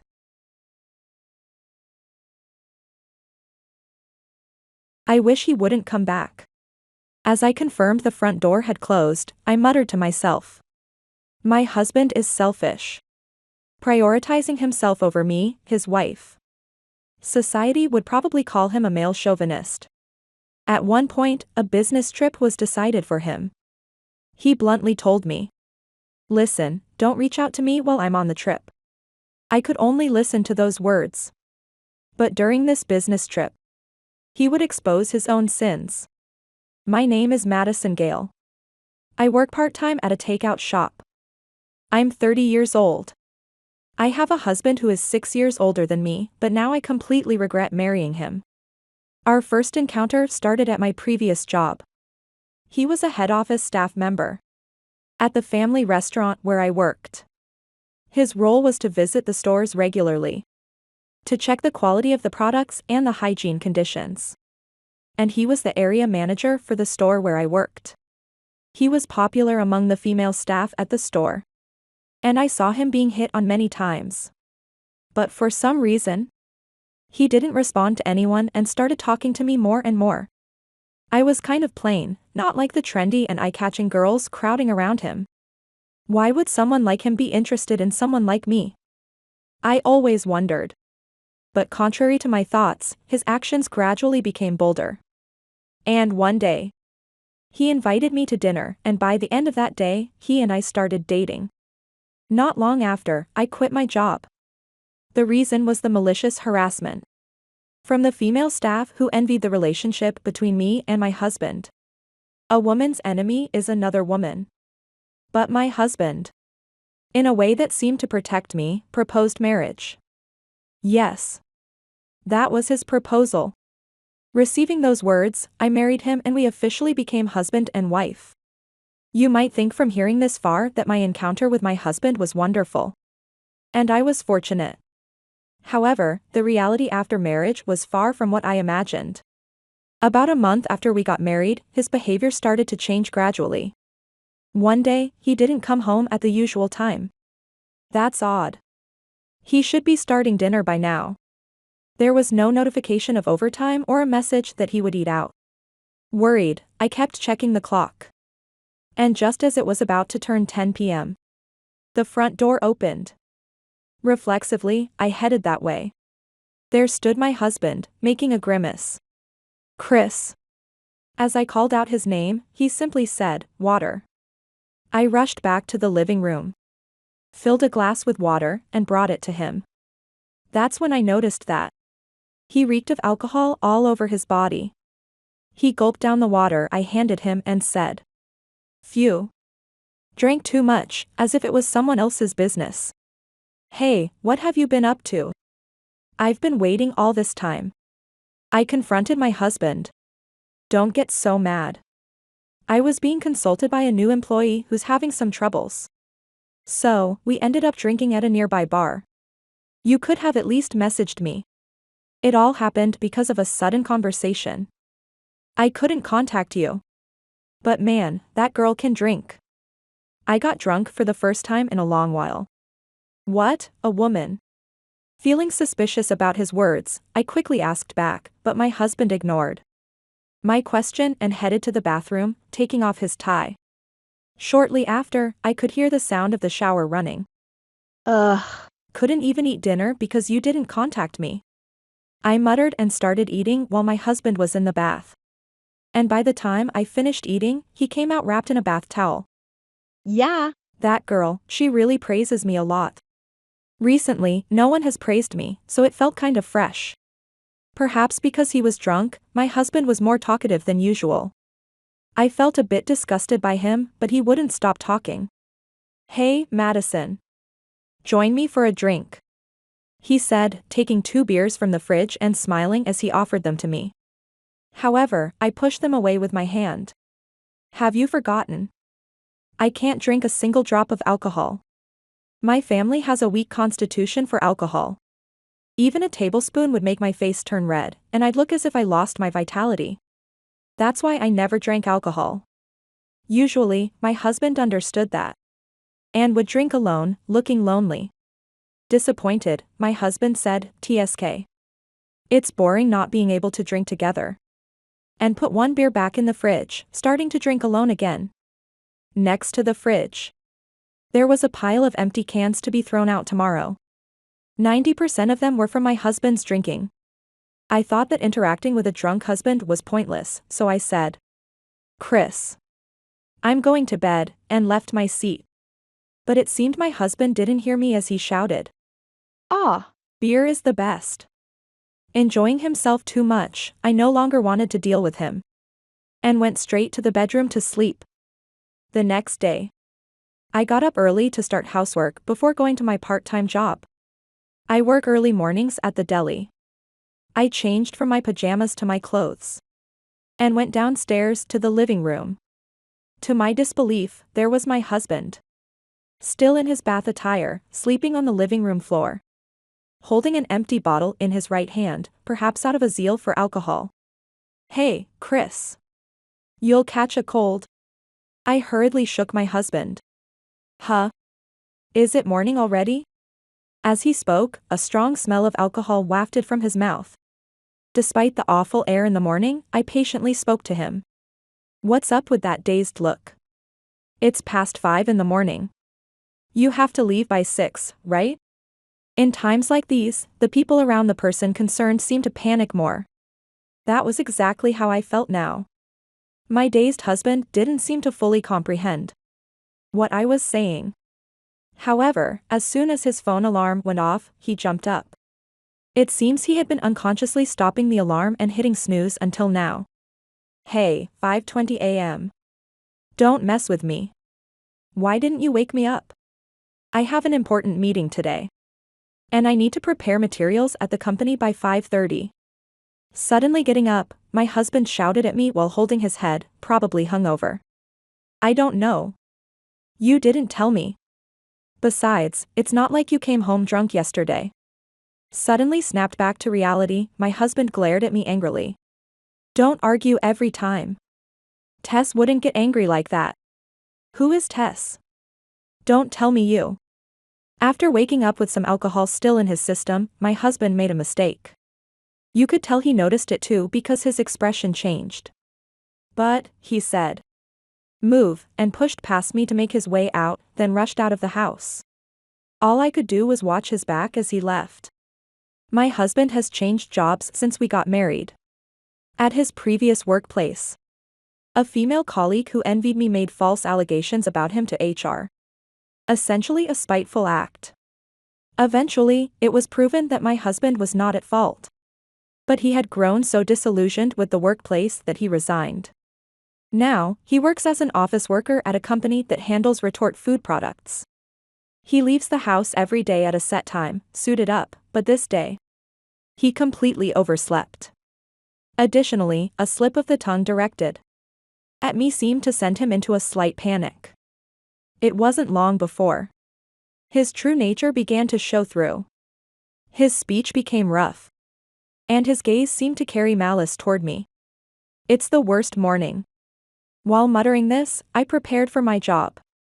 Just as I was about to leave the house, I remembered it was the day to collect empty cans. I went back inside, took off my shoes, and headed to the living room. I pulled the bag out of the trash can and sealed it. Why do I have to clean up the cans from the drinks you had anyway? Perhaps because of the argument we had in the morning. I was increasingly feeling irritated with my husband. From that day forward, our relationship began to gradually become distorted. When I came home from work, my husband had already returned, which was unusually early for him. His shoes were carelessly thrown off at the entrance, and his jacket was discarded in the living room. I thought, he never used to be this sloppy. While picking up the jacket, a receipt fell out of the pocket. It was from a pharmacy, listing items such as fever reducers and cooling gel sheets. Could it be? My hunch was right when I stepped into our bedroom and noticed my husband sleeping, with a cooling pad on his forehead. It looks like my morning words came true. He's come down with a cold. Are you okay? I asked quietly. His sleep must have been light, as he woke up immediately. It's your fault. You didn't wake me up. His first words were a complaint directed at me, which I couldn't help but respond to emotionally. Why is it my fault?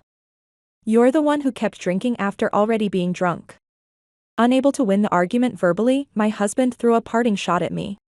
Ugh. It's exhausting being with you. What? At that moment, I felt as though everything became trivial. Why was I letting this man dictate things? I felt a surge of anger toward myself for having endured it all.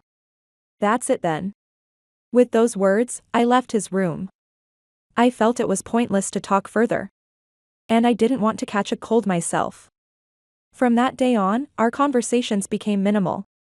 A few days later, I saw my husband talking happily in the living room. Yeah, I'm looking forward to it.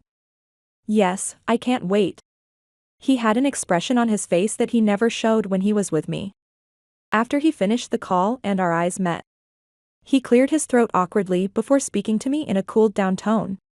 I'm going on a business trip the day after tomorrow. I'll be going to Florida with some clients. That phone call just now? Yeah. He dodged my question as if evading the topic. Take care then. By this time, my affection for him had run out.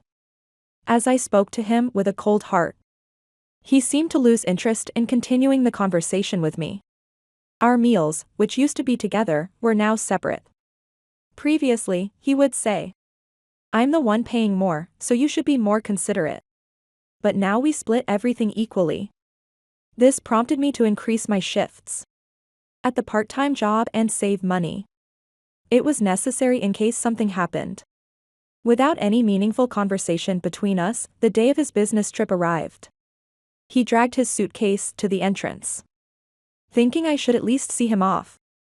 I followed him and was surprised. Are you going in casual clothes? The trip is officially for business, but it's really a junket. He responded dismissively to my question about his attire. I see. I had nothing left to say in response. Listen, don't reach out to me while I'm on the trip. His usual selfishness.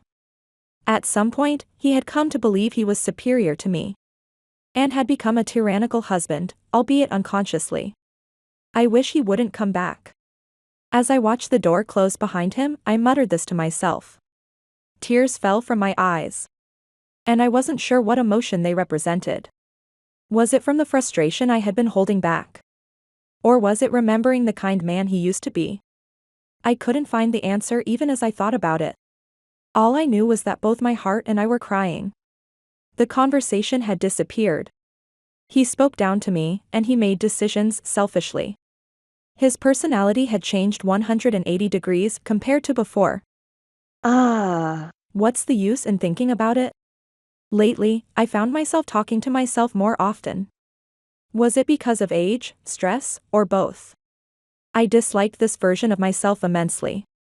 Since I had the day off from work after seeing off my husband, I decided to catch up on household chores and cleaning that had accumulated. I washed dishes, cleaned the bath, and scrubbed the toilet. All that was left was to vacuum each room. After finishing the living room, I headed upstairs and entered my husband's bedroom. Then, I spotted a piece of paper sitting on the table. What is this? A luxury cruise ship? And this package. On the table, there was a brochure for a luxury cruise and a package wrapped in blue. Below that, there was a letter in an envelope addressed to a Tess. Tess.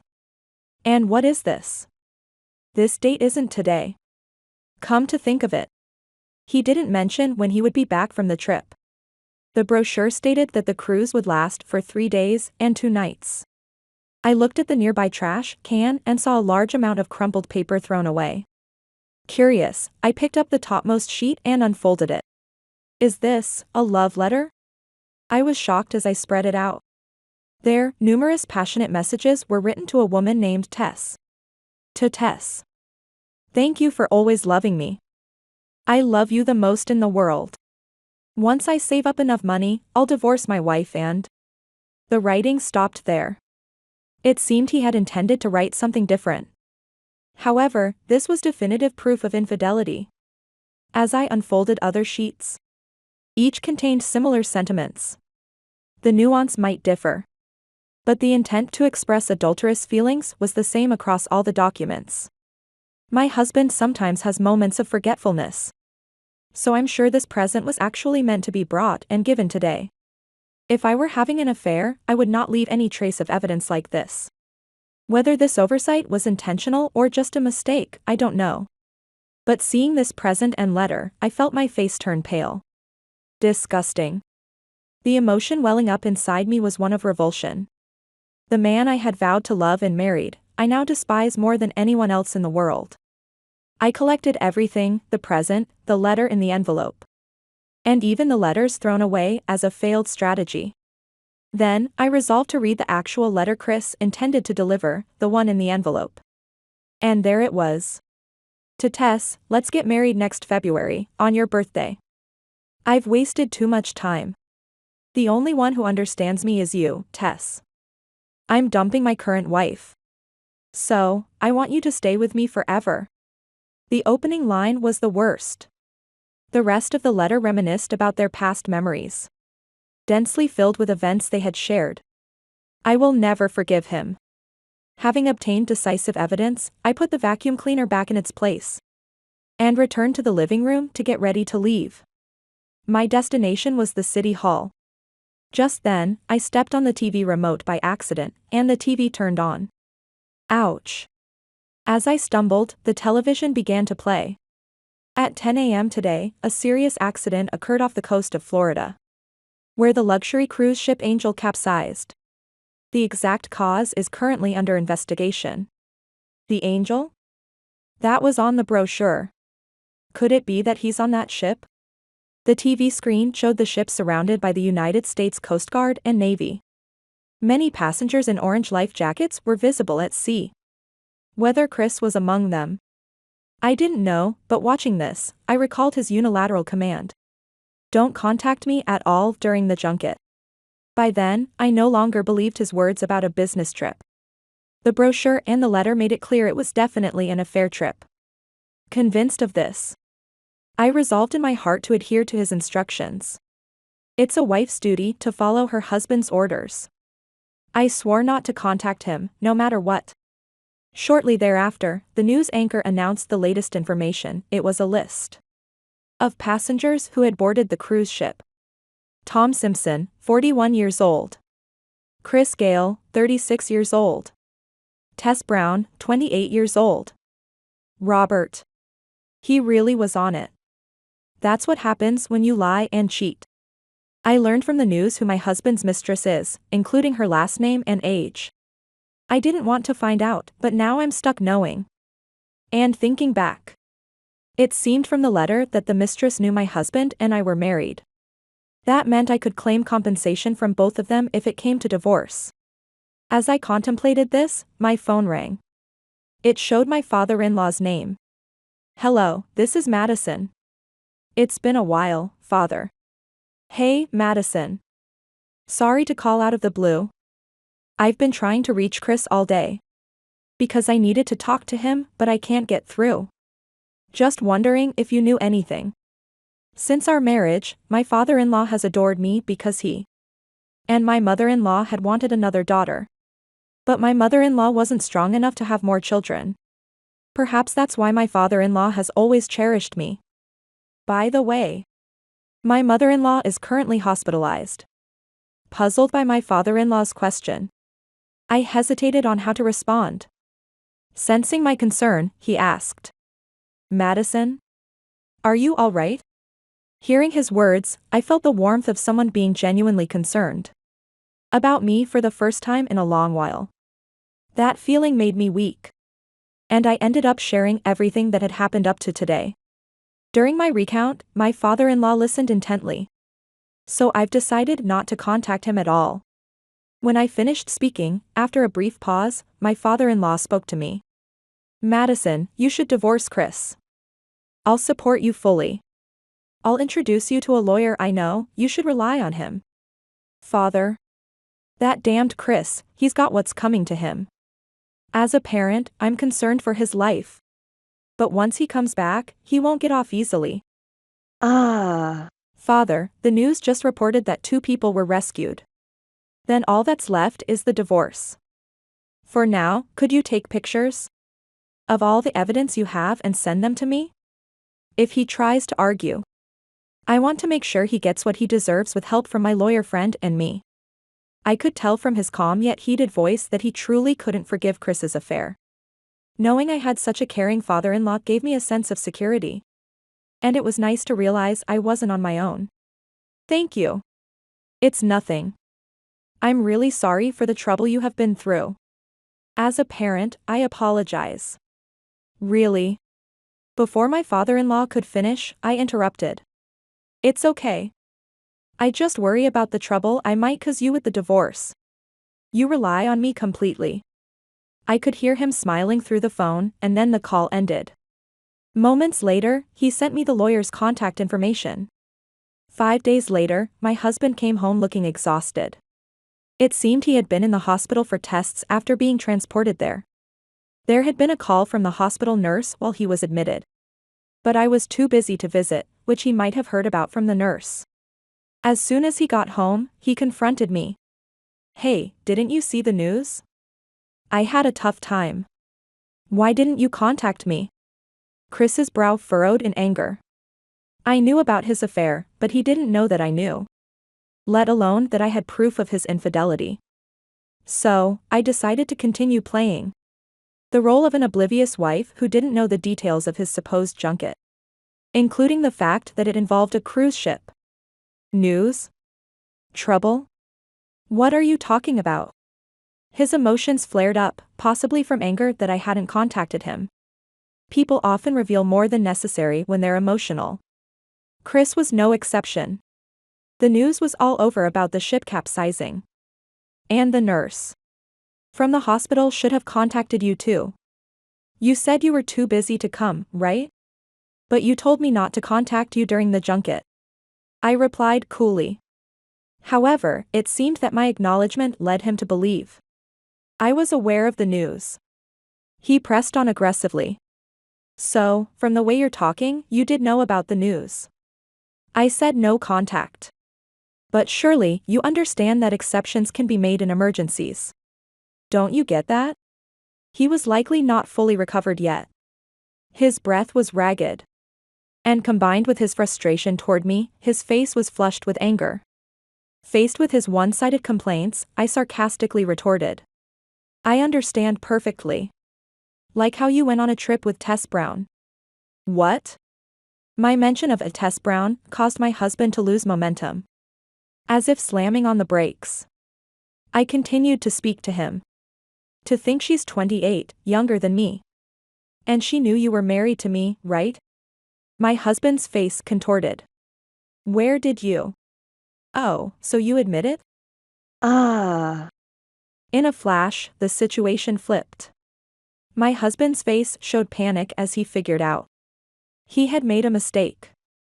That's when I knew I had to push him for more information. While I was vacuuming your room, I don't know if you forgot them there. But I found the present and the letter, and even the drafts you had thrown away. I have plenty of evidence. What right do you have to go in there? Oh, come on. You used to get mad if I didn't vacuum your room. Ugh. No matter what he retorted, my husband was only digging his own grave. Gradually losing the ability to respond, he couldn't even look me in the eye anymore. Well, it doesn't matter. Talking more won't clarify anything.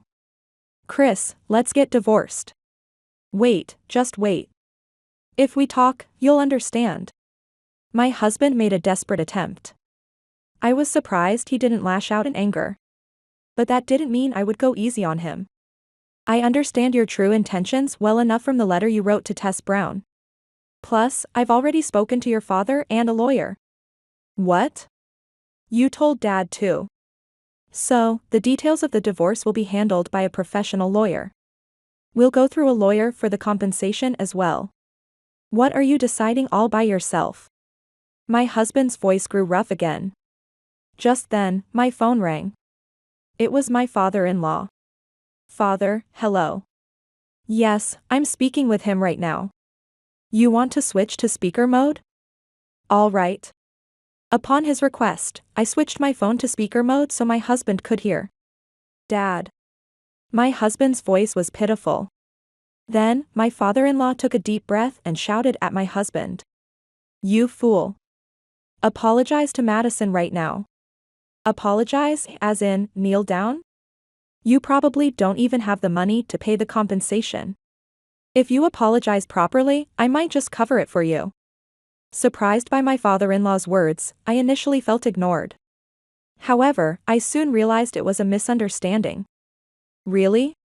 As my husband's tone lightened and he hesitated, he knelt before me. Just as he was about to bow, my father-in-law spoke up. Like I'd forgive you for that. I knew you'd kneel down without hesitation since you underestimate people. Enough is enough. I'm cutting all ties with you. But, how can? My husband's emotions were all over the place. One moment he seemed fine. And the next, he was at rock bottom. But there would be no more kind words for him from now on. Prepare yourself, the lawyer I'm introducing is tough. Yes, and Tess Brown, was it? She'll be sued for damages too. Wait. If you do that, she'll hate me. My father-in-law and I were dumbfounded by Chris's words. We both can't stand you. Exactly. Go and sort your life out with the law. As we bombarded him with words, my husband finally broke down. Sweat beaded on his forehead. Despite just recovering from the accident, the reprimand from us might have taken a toll on him. In front of Chris, I dangled a piece of paper, the divorce papers. Sign this.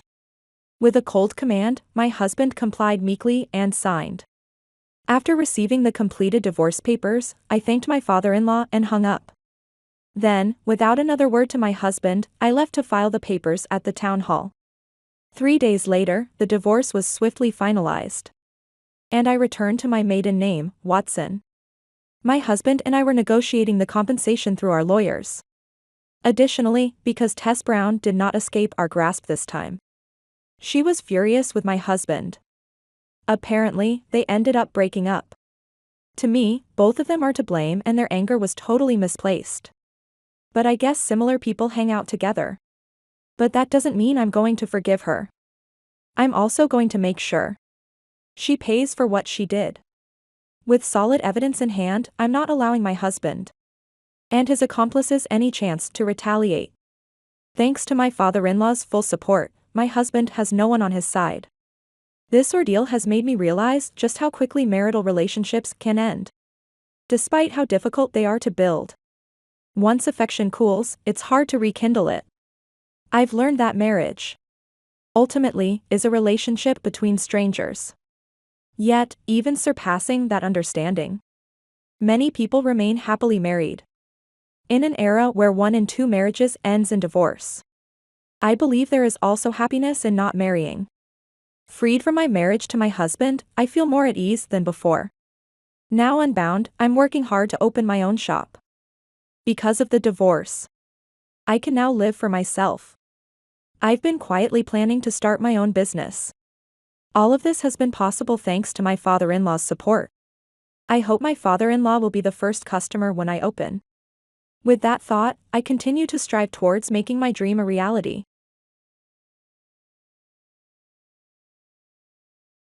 Wait a minute. What are you planning to do? My husband smirked as he pushed my wheelchair toward the cliff and kicked it forcefully into the sea.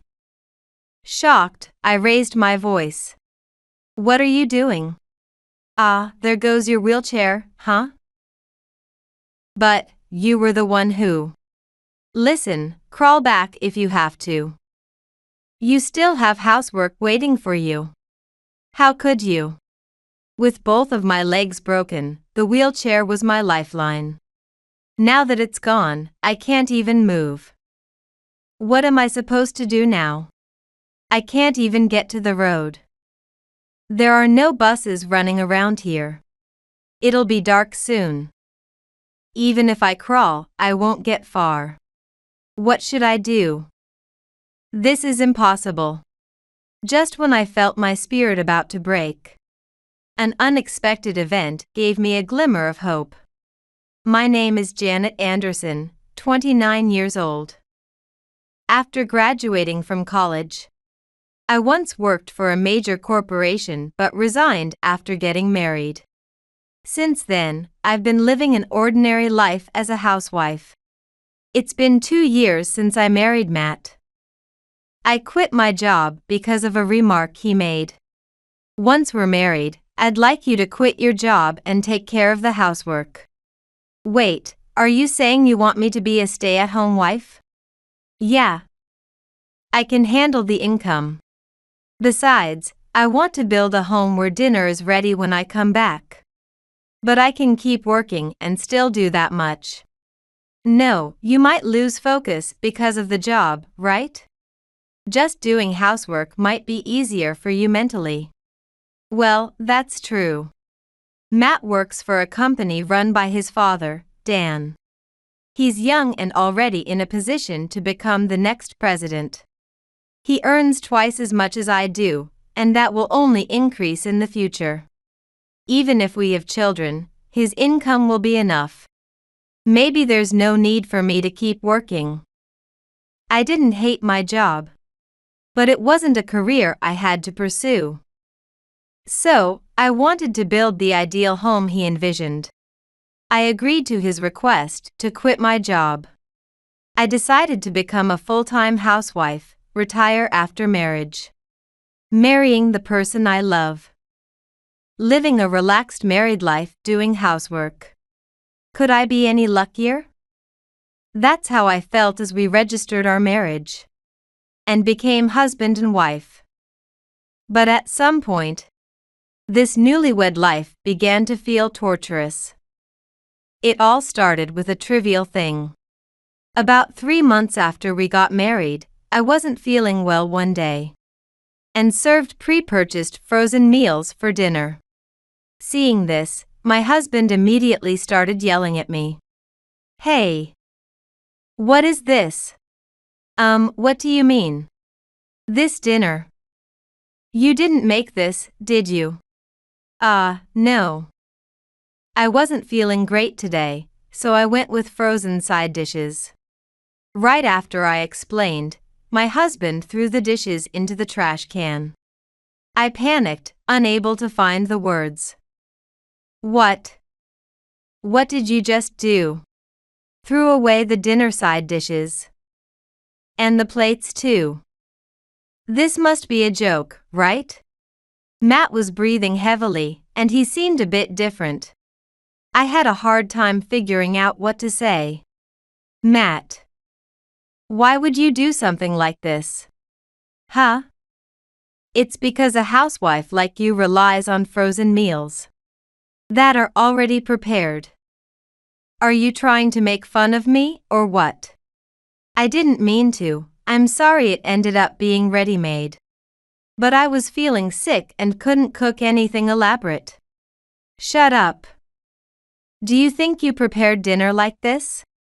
All you did was line up ready-made side dishes. Don't act like you've accomplished something. I'm sorry. Trembling in immense fear, I had never seen him so furious. Did I do something wrong? Sure, one of the side dishes was pre-made, but I had cooked rice, made soup, and even served some prepared sides. Why would he get so angry over just one frozen dish? I had doubts about my husband. But it wasn't the situation to talk back. Eventually, he went out to eat alone. From then on, my husband's dominance only worsened day by day. I was no longer called by my name but rather treated like a maid with "hey, and you." Even 2 years after our marriage, nothing has changed. It feels even worse than before. One morning, while I was preparing breakfast, my husband, who had just woken up, suddenly demanded, "Hey, hurry up and get ready." Ready? For what? To get ready to go out. We're going back to my parents' home, so get ready. Your parents' place. Wait, I haven't heard anything about this. Shut up. You just do as I say. Instead of making lousy meals, hurry up and get ready. All right. Once it's come to this, arguing back would only fuel his anger. I quickly took off my apron and started getting ready. I managed to prepare in just 20 minutes. But my husband's mood had worsened from before. All the way to his parents' house by car, he kept grumbling. Several hours later, when we arrived at his parents' house, they greeted us kindly. At home, Matt acts like a good son and husband, so I feel more at ease. While sipping coffee, his mother, Susan, made, and having light conversations, Dan turned to me. "Janet, are you having any trouble with our son?" I just wondered if he's taken you on any trips. We love the sea and the mountains and always go driving every few months." "Oh, is that so? I'm sure your wife must be thrilled." "Well, I hope so. Lately, she's been sleeping in the passenger seat most of the time. Which is a bit lonely. Hee hee. Your wife is busy every day, isn't she?" As we were having this conversation, I noticed my husband glaring at me sharply, as if warning me not to say anything unnecessary. I had no intention of exposing my husband's true nature to his parents. The verbal abuse and heartless acts I endure are known only to me. Without solid evidence, I couldn't possibly tell his parents. Even if they believed me, my husband would deny it. If his parents intervened, I would face terrible retaliation afterwards. The best strategy was to maintain the status quo. I just had to keep playing the good wife in front of his parents, as instructed. Repeating this to myself, I somehow managed to get through each day. A week later, tragedy struck. On the way back from shopping for dinner ingredients at the supermarket, I was hit by a car that ran a red light, breaking both my legs severely. I was taken to the hospital, and although they must have contacted my husband, he never came to visit. Since he didn't show up even once until my discharge, I had to buy all necessary items at the hospital shop. Moving in a wheelchair, especially because I had to operate it myself, was more physically draining than it looked. The hospital was large, and getting to the shop was a struggle. On the day of my discharge, there was no word from my husband, and I had to go home alone. When I arrived, he was already drinking beer with snacks, even though it was still midday. "Finally back, huh?" His mocking, slightly drunk demeanor infuriated me, and I couldn't help but yell, "Hey, isn't this too much? I was in an accident." "Yeah, so what? You didn't die, right? I heard that much, and that's why I didn't bother visiting the hospital. Normally, if a family member has an accident, you'd rush to be with them. Do you have any idea how I felt these past 3 weeks? So what? Just so you know, I had to do all the housework by myself for 3 weeks because there was no maid. Maid. My husband clearly said that to me, not wife, but maid. Tears of anger and sadness blurred my vision. I headed to the bedroom and, because I cried myself to sleep last night, I woke up with a splitting headache. Lying in bed, unwilling to do anything, the bedroom door opened, and my husband spoke. "How about we go for a drive to clear your head?" A drive? You remember what I talked about with my dad, right? Going for regular drives and such. Oh, yeah. But why all of a sudden? No, I thought you must be tired from the hospital stay. It's just for some fresh air. I never thought my husband would suggest something like that. I was so shocked that I couldn't come up with the right response. It honestly made me feel great that he understood my feelings. "Yeah, let's go. Then wait for me and get ready." Okay. I had gotten used to operating the wheelchair. But dressing was still a struggle since I couldn't move my legs. Separates were too difficult to manage, so I chose a dress that I could wear in one piece. My husband pushed the wheelchair from our house to the car. Had he reconsidered his thoughts after I yelled at him yesterday? His casual kindness warmed my heart. Maybe Matt had reconsidered. Could it be that our marriage was heading in a good direction? Although the accident was hard, if I could live happily with Matt from now on. It's useless to always think negatively. I decided to fully enjoy the drive with my husband. A few hours later. We've arrived. My husband parked the car and took the wheelchair out of the trunk. We had arrived at a high cliff along the coast. A vast ocean spread out before us. Wow! It's so beautiful. Right? I got to know about this place from my dad. "This is amazing, thank you, Matt." After expressing my gratitude again, my husband smiled gently. But the next moment, he grabbed the wheelchair roughly and started heading towards the cliff. Unable to move, I screamed from the passenger seat. "Wait a minute. What are you planning to do?" My husband smirked as he pushed the wheelchair to the cliff and kicked it forcefully towards the sea. Shocked, I raised my voice. "What are you doing?" "Ah, there goes your wheelchair, huh? But you were the one who." "Too bad, right? Your legs are gone now. That's terrible. Why would you do such a thing?"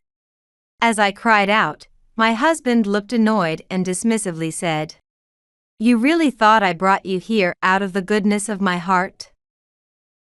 "What do you mean? You messed up because you weren't paying attention and avoided chores for 3 weeks. It's totally fair that you get punished, don't you think?" I wasn't paying attention. It was the other driver who ran the red light. And I didn't exactly skip on the housework. Shut up. Don't talk back so much. Listen, crawl back if you have to. You still have housework waiting for you. How could you? My husband dragged me out of the car and left me there. Then he got into the driver's seat and started the engine. "Please, Matt. Wait." No matter how much I screamed, my husband just smirked and looked at me. My pleas were in vain, and he drove back the way we came. With both legs broken. The wheelchair was my lifeline. Now that it's gone, I can't even move. What am I supposed to do now? I can't even reach the road. There are no buses running around here. It'll be dark soon. Even if I crawl, I won't get far. What should I do? This is impossible. Tears streamed down my face, and I bit my lip hard, tasting a hint of blood. My miserable situation and my husband's heartless words fueled my anger. This is ridiculous. How much more can someone belittle me? At this rate, Just when I felt like breaking down, a car stopped right in front of me. Janet? Is that you, Janet? A man hurried towards me, surprised. It was none other than Dan. Dan. Why are you here? That should be my line. What are you doing here, Janet? And your legs. Ah. I broke my bones in an accident. Matt was here just before. Did he leave you here alone? I knew I shouldn't tell the truth. But feeling desperate, I unconsciously nodded. Following behind, Dan and Susan came rushing over with a blanket. She draped it over my shoulders and asked urgently, Janet, are you okay? Susan. We were visiting relatives nearby. This is our favorite spot by the sea. We always stop here on our way back. Then we happened to see you. Is that so? The fact that my husband had heard about this place from his parents had ironically worked out. I never imagined they would find me here. What happened? Tell us everything. Tears spilled over as Dan gazed at me directly. I decided to tell everything about the past 2 years. The truth is, my in-laws listened silently until I finished. Midway through, Susan cried and hugged me tightly. I'm so sorry. Our son has put you through so much. Please don't apologize, Susan. I'm also to blame. There's no way you are to blame. You are our precious daughter-in-law. We can't let this go on. Susan. Thank you. Afterward, my in-laws put me in the car and we headed to a nearby soba restaurant. After eating, the 3 of us returned home. Dan led the way and rang the intercom. Not expecting me to return so soon, my husband casually opened the door. With a yes. Seeing us, his eyes widened in shock. What? Why? Hearing his whisper, Dan shouted angrily. What have you done to our precious daughter-in-law? Precious daughter-in-law? Am I not your precious son? What? Don't talk nonsense. You're no longer a son or anything else to me. A person who doesn't treat others right isn't fit to follow in my footsteps. Hey. You're joking, right? Are you serious? You're fired. Disowned. Don't ever show your face to us again. No way. Dan gently told me, gather your things. Susan helped me pack my suitcase. And we left the house. As we got into the car, my husband, with a tear-streaked face, rushed towards us, pleading, Forgive me. But it was too late for forgiveness. Perhaps there was never any love between us to begin with. I realized that. Glaring at my husband, I coldly said, Enough. How could I easily forgive you after what you've done? I can no longer trust or continue to love you. Never interfere in my life again. At those words, my husband collapsed powerlessly. We drove to my in-laws' home, where I decided to stay until my legs fully healed. 3 months later, I was able to move as before and started working at Dan's company. Naturally, I divorced my husband. Having been fired, he is now struggling to find re-employment and is getting by with day jobs. Following Dan's advice, we're now seeking payment from Matt through a lawyer. My in-laws will testify about being abandoned. So it's only a matter of time before he faces consequences. Even though I picked the wrong man to marry, it introduced me to some wonderful in-laws. I plan to cherish this relationship and repay their kindness by working at Dan's company.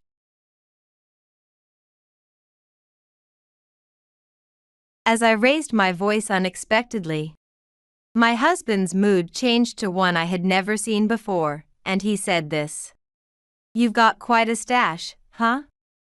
You don't need this much, right? So you looked inside. Where did you find it?" I felt my body temperature rise as I confronted my husband. "I gave it to Mom when she mentioned it last time. Remember, she came over a while back. After you went to work, she was looking for nail clippers. And found that bank book in the drawer." My husband spoke in a calm tone. "Just because you found it doesn't mean you can give it away. That money was saved by me.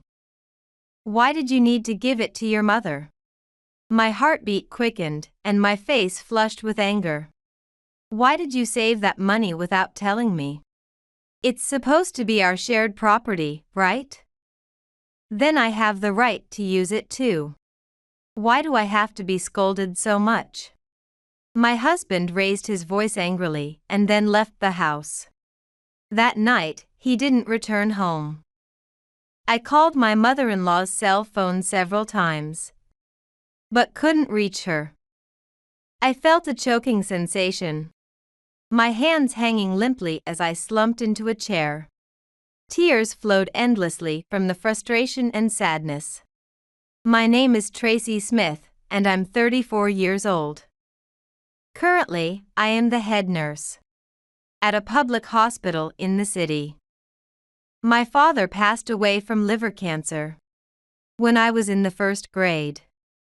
Since then, my mother has struggled to raise me on her own, juggling multiple jobs. Since I was weak from a young age, I was often hospitalized. My mother was too busy to visit, and the nurses, always with bright smiles, encouraged me. I decided I wanted a job where I could cheer someone up, and chose nursing. I am a sociable person, generally well received by hospital staff and patients. And I work with a sense of fulfillment. I have been married for 3 years to my husband, who is an assistant director at a WTV station. He is 5 years younger than me.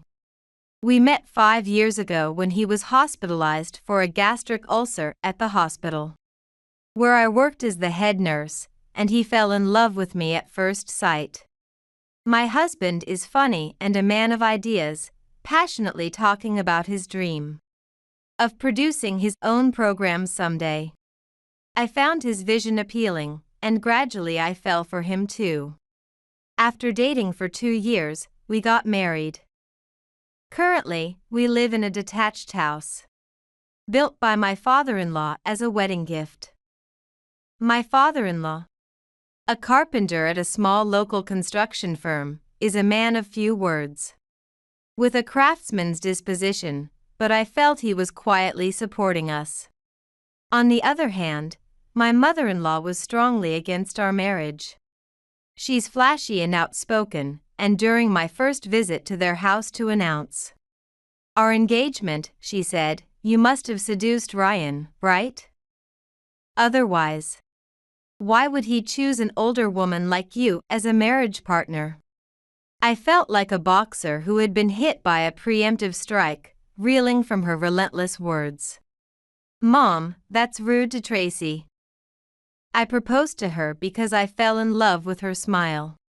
When I was in the hospital, my husband defended me. "Oh, really? Ryan has strange tastes. But what about children? I want to hold my first grandchild soon." "You think so too, right?" my mother-in-law asked, looking at my father-in-law, with her arms crossed in front of her chest. My father-in-law remained silent, closing his eyes, showing no reaction. I knew she was hinting at my advanced age for childbirth, but I decided it was better not to delve into that topic and responded subtly. "Mother, we both have irregular jobs, but we want to have children as soon as possible. My shift sometimes includes night shifts, and my husband often works late at night due to program filming. Is that so? Well, I'll wait patiently without expecting too much. My mother-in-law seemed dissatisfied, but perhaps worn out. By my husband's persistent persuasion, she reluctantly agreed to our marriage. Of course, my mother was very supportive of our marriage. We continued trying to conceive during the first year of our marriage. But there were no signs of pregnancy. Seeing me disheartened, my husband said, "There's no need to rush. Children are a gift. It's just not our turn for the stork to visit yet." His gentle words, mixed with a slight funny face, filled my heart with love.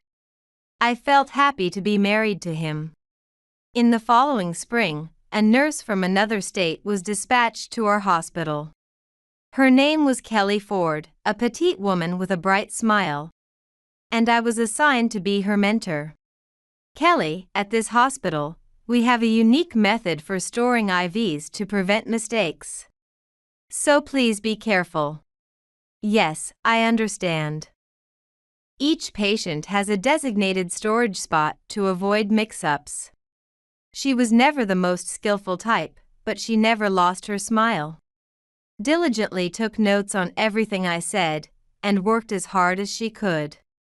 Her demeanor reminded me of myself in the past, which made me grow fond of her. Later, her innate cheerfulness quickly captured the hearts of both outpatients and inpatients, and she was warmly accepted by them. As the seasons turned, and it was about to shift from autumn to winter, one morning after a night shift, I thought I heard the doorbell ring while I was sleeping in bed at home. I thought it was my imagination, but it rang several times, so I woke up and opened the front door in my pajamas. My mother-in-law was standing there with a suitcase by her side. "Mother? What's going on so early in the morning?" My brain wasn't fully functioning yet. "It's not early, it's already 10 a.m. I've been up for 5 hours. How long do you plan to sleep?"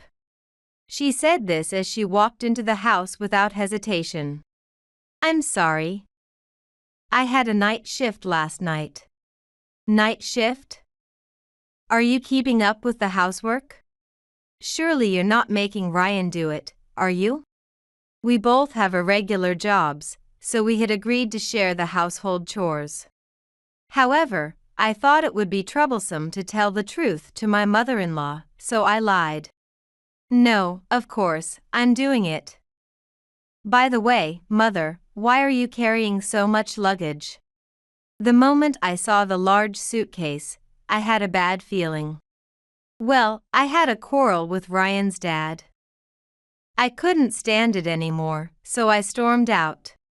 I've decided to stay here for a while. If there's an empty room, I'll use it as I please. I screamed inside my head, "You've got to be kidding." My mother-in-law wasn't entirely pleased with our marriage because I didn't quit my job.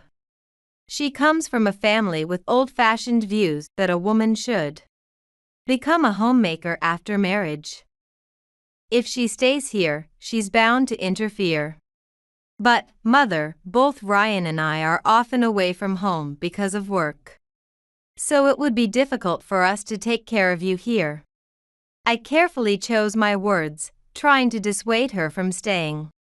"Oh, I brought everything I need to take care of myself, so you don't need to worry about me." As she said this, she opened her suitcase to show me, and I was astonished. Inside were not only bowls and teacups, but even forks and a kitchen tool. I thought, she's serious about living here. While my mother-in-law was busy arranging her dishes in the kitchen, I slipped outside to the back door and called my husband about her. "Ryan, your mother said she's going to live here and just showed up." "What? Really? Okay. I'll talk to her about going home when I get back, so don't worry." My husband whispered, sounding busy, and then hung up. I heard my mother-in-law calling for me, so I hurried back to the kitchen. I want to make some hot tea, but where is the teapot? I looked at the stove where the kettle was boiling. Sorry, we always buy bottled tea, so we don't have a teapot. I looked up apologetically at my mother-in-law. Incredible. What do you do when guests come? My mother-in-law frowned. We always serve coffee to our guests. I felt as though I had added fuel to the fire, but it was too late. For the next hour, I felt like a student called to the staff room by a homeroom teacher, endlessly lectured by my mother-in-law. That day I also had a night shift. So while I focused on my work, I wondered whether my husband had spoken properly to his mother after he got home. The next morning, after finishing my night shift and returning home, I found no sign of my mother-in-law. There was a note on the kitchen table written by her. Thank you for everything, so I was relieved that my husband had persuaded her to go back to her parents' house peacefully. Ryan, it seems you talked to your mother-in-law well. She appears to have gone back home. Thanks. About that. You didn't have to call me for that. I sensed reluctance in his voice. What's wrong? You sound down, is something up? Professionally, I'm adept at discerning changes in someone's condition by their tone and manner of speaking. No, nothing. I've just been busy with the show's recordings, maybe I'm a bit tired. Oh, I see. Don't overdo it. After hanging up, I felt vaguely uneasy but was too sleepy to dwell on it. And I lay down in bed and fell asleep. Half a month later, during a daytime shift at the hospital, I received a call from my husband's workplace. He had tripped over a cord during a recording and fallen, injuring himself. He was brought to the hospital where I work by ambulance. Fortunately, he didn't hit his head, but he had fractured his right leg and would be admitted to this hospital. When I entered my husband's hospital room, there was Kelly, who had just been assigned to the orthopedic ward, chatting and laughing with him. Ryan, I'm sorry. You must have been tired, so you've got injured. I should have insisted on taking more rest. I guess I'm not cut out to be a nurse. I felt guilty and spoke in a subdued tone. It's not your fault, Tracy. The recording was running late, and the director was getting irritated. I rushed and fell, just a mishap. Don't worry about it. You're doing fine, Ms. Smith. Please cheer up. I'll take good care of your husband, so don't worry. Kelly replied with her usual angelic smile. Thank you, Kelly. Please take good care of him. I had great respect for her diligent work, so I felt reassured. My husband had been very busy, so this rest could be good for him. 3 months passed. This spring, I was appointed as the head nurse. On my day off, I decided to do a thorough cleaning of the house.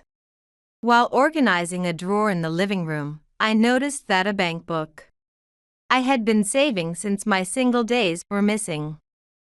The last time I checked, the account had over $100,000. I had kept this savings account a secret from my husband because I had a specific reason for starting it. I wanted to use this money to repay my mother, who had raised me alone once I was financially able. I searched the house but couldn't find the bank book anywhere. Thinking my husband might know something, I asked him when he came home that night. Ryan, have you seen the bank book that was in this drawer? I noticed his complexion change instantly. That. He looked away awkwardly. What?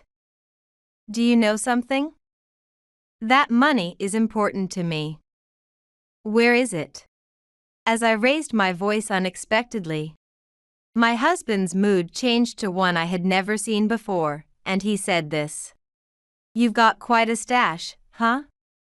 You don't need this much, right? So you looked inside. Where did you find it?" I felt my body temperature rise as I confronted my husband. "I gave it to Mom when she mentioned it last time. Remember, she came over a while back. After you went to work, she was looking for nail clippers. And found that bank book in the drawer," he said calmly. "Just because you found it doesn't mean you can give it away. That money was saved by me.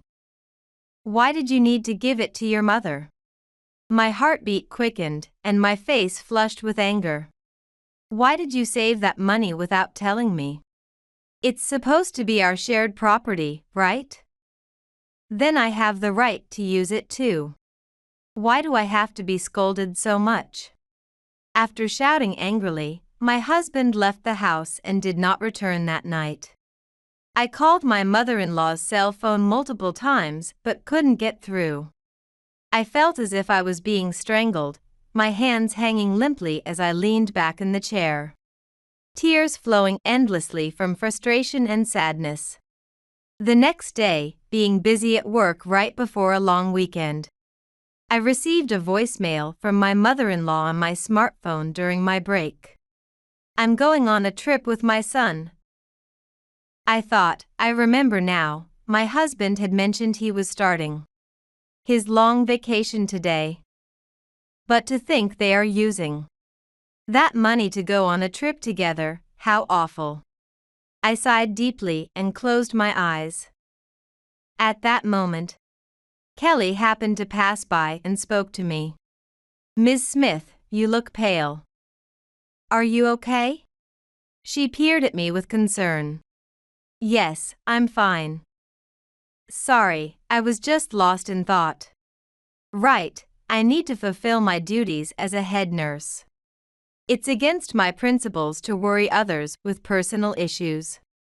I switched gears and threw myself into work wholeheartedly for the next few days. One evening, I discovered a shocking truth. Exhausted from work, I soaked in the bath and sighed deeply. While researching on my smartphone after dinner, a message popped up from my husband on my SNS. It left me speechless. "In Hawaii now. Kelly, what would you like as a souvenir? Let's go on a date again when I get back." Shortly after, my husband seemed to realize he sent the message to the wrong person and quickly deleted it. It turns out he was having an affair with Kelly. I felt adrenaline coursing through me, and it felt as if something inside me snapped. I thought, I will never forgive this. I consulted someone over the phone about getting back at my husband and mother-in-law. 2 weeks had passed since they went on their trip. While I was at the hospital during a day shift, my husband called my smartphone. "Hey." When I came home, there were strangers living there. "What's going on?" He was furious as soon as I answered. "I'm busy at work right now. I'll call you back later." With that, I hung up unilaterally. After work, I called my husband to a cafe near the WTV station. I arrived earlier than the agreed time and sat at a table for 4 in the crowded cafe. 10 minutes later, my husband burst in, his hair disheveled. "What the hell did you do while I was gone?" He raised his voice without regard for the other customers around us, making me feel their cold stares. According to him, when he returned from Hawaii and tried to unlock our home, the key didn't fit. When he pressed the doorbell, strangers appeared and treated him as an intruder. There's no house," he explained furiously. "I returned it because it belongs to your father," I replied calmly while holding my coffee cup. "Huh, returned it? Why? Wasn't that house a gift from my dad to us?" my husband asked, tilting his head. I also found the house's deed when I was looking for the bank book. And it was the first time I realized it was in your father's name. What's a registry? My husband, not understanding what I meant, lost his patience. Why would you do something like that without telling me? How can you say that when you're the one who did whatever you wanted? I glared at him fiercely. Are you angry because I went on a trip with Mom without telling you? After all, I have the right to use half of your savings. And I have to do some filial piety once in a while, don't I? My husband reasoned absurdly as if nothing was wrong. Oh really? So you spent $50,000 on that trip? I asked him pointedly. The trip cost about $8,000, so I paid with a credit card. My husband started grinning as if he enjoyed the trip a lot. I responded indifferently. The rest I spent on a 1,000 cubic centimeters American bike I've wanted for a while. He spoke excitedly. Ryan, you were counting on that money. It's sad because you seem to know nothing. I smirked and paused deliberately. What? Don't beat around the bush, just tell me. My husband began his habitual leg shaking. That money was my savings from before we got married, so unfortunately, it doesn't count as shared property. So, you don't get a single penny. Plus, banks are strict nowadays, even if you took the bank book. You couldn't withdraw the money without my approval. I knew this for sure because I had consulted a legal advisor a week ago. No way, then, $50,000 I spent. My husband trembled, his face turning pale. There's something else you're hiding from me, isn't there? I interrogated him like a detective from a drama. What are you talking about? As expected, my husband feigned ignorance. Kelly Ford. You're having an affair with her, aren't you? Hearing this, my husband turned deathly pale. Could it be you saw that SNS? Large beads of sweat formed on my husband's forehead. The day after I saw that message, I confronted her at the hospital. And she confessed everything about you too. She has a pretty face. But what she does is disgraceful. I was regretting my inability to judge her character. That's unbelievable. My husband muttered weakly, his head hanging down. I was worried about your health because you were coming home late every night, thinking you were busy at work. It turns out I was wrong. You lied about work to go to her house. I can't trust you anymore, so let's get a divorce. I said this and then thrust the already filled out divorce papers at my husband. Wait. I just lost myself with her. I apologize for everything until now. Please, Tracy, forgive me. My husband's loud plea silenced the cafe for a moment. But soon whispers from other customers could be heard. Ryan, isn't that a bit too convenient for you? From the entrance came the deep, resonant voice of my father-in-law. His face stern as he walked toward us. My mother-in-law trailed behind him, looking downtrodden. Mom, Dad, why are you here? My husband's face was one of confusion. I called them. On that night of despair, feeling like my spirit was about to break, I had resolved to call my father-in-law to ask what I should do. The next day, I visited their house and told him everything without holding back. Although usually a man of few words, my father-in-law began to speak slowly after hearing my story. Tracy, I'm terribly sorry for the trouble my foolish son and wife have caused you. Once they return from their trip, I'll personally ensure that you get back your bank book. His words somewhat eased the tightness in my chest. Ryan has been pampered by his mother since he was little, and has always been short-sighted, which worried me. That's why I was delighted when he married someone as dependable as you. hoping he would turn into a decent man. My father-in-law faltered, his hands cradling his head. No, I have my shortcomings too. It's not your fault, father, I said, feeling embarrassed. Tracy, I have a proposal for you. Since Ryan needs a bit of tough love, I want to kick him out of that house.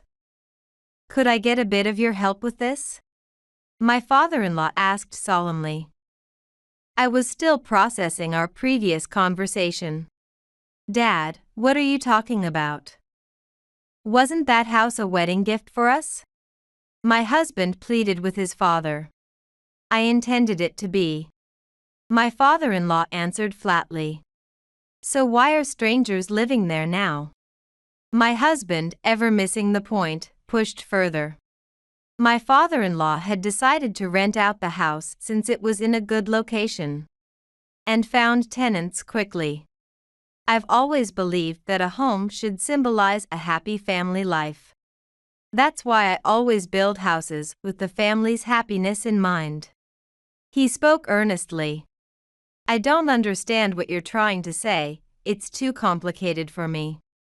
My husband said weakly, shaking his head. Ryan, don't you get it yet? Your actions have betrayed Tracy and plunged her into despair. Can you still call that a happy family? That's why you no longer have the right to live in that house. I had never seen my father-in-law raise his voice like this before. The customers in the cafe froze at his roar. My husband slumped over the table, clutching his hair. Hey! Aren't you going to apologize to Tracy? My father-in-law turned to my mother-in-law and raised his voice. Tracy, I'm sorry. I was wrong. Here, I'll return these to you. Saying that, my mother-in-law handed me my bank book. After being scolded by my father-in-law, she seemed a different person. Obediently following his orders. Father told me about how after Ryan left home, you didn't want to listen to your mother-in-law's nagging and barely did any housework. Instead staying at various people's houses. I asked her spitefully, unleashing my pent-up frustrations. That's. Unable to argue, my mother-in-law looked down.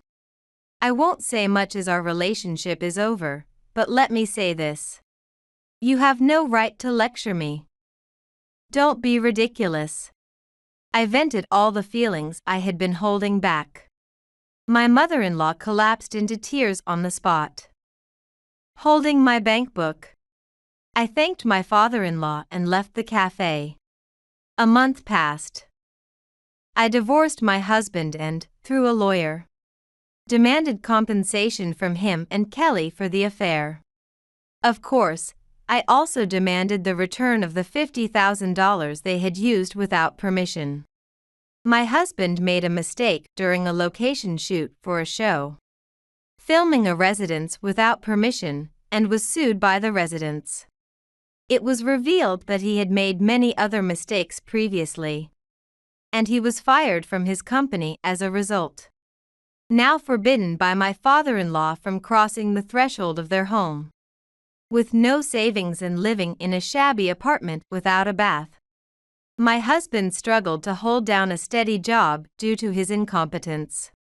And was working multiple part-time jobs to pay off the compensation in installments. At his jobs, he was considered annoying and was isolated, looking miserable. My mother-in-law was confined to the house by my father-in-law, under the strict supervision of my grandmother, and treated like a housemaid. Unable to go out in her flashy clothes, she was visibly stressed. And had lost a lot of weight, reportedly crying every day. As for Kelly, an investigation revealed she was a problematic nurse who had had inappropriate relationships with patients. She had moved from state to state, working at various hospitals. I could not forgive her deceitful smile shown to patients. So I reported her behavior to the American Nursing Association. She resigned voluntarily and is now working at a convenience store to pay off the compensation. She regretted her foolish actions and now appeared completely worn out, her smile gone. 6 months later, I continue my busy days as a head nurse. Having realized the proposal previously suggested by my father-in-law, he built a house with a garden for me and my mother in a slightly elevated residential area overlooking the sea. In fact, my father-in-law had paid off the compensation and the misused $50,000 in one lump sum, allowing me to use my savings of $100,000 to fund this house. I wanted my mother, who had gone through so much, to spend her days leisurely growing her favorite flowers in this house. From now on, I aim to be a nurse who truly empathizes with those suffering from illness, always offering a genuine smile.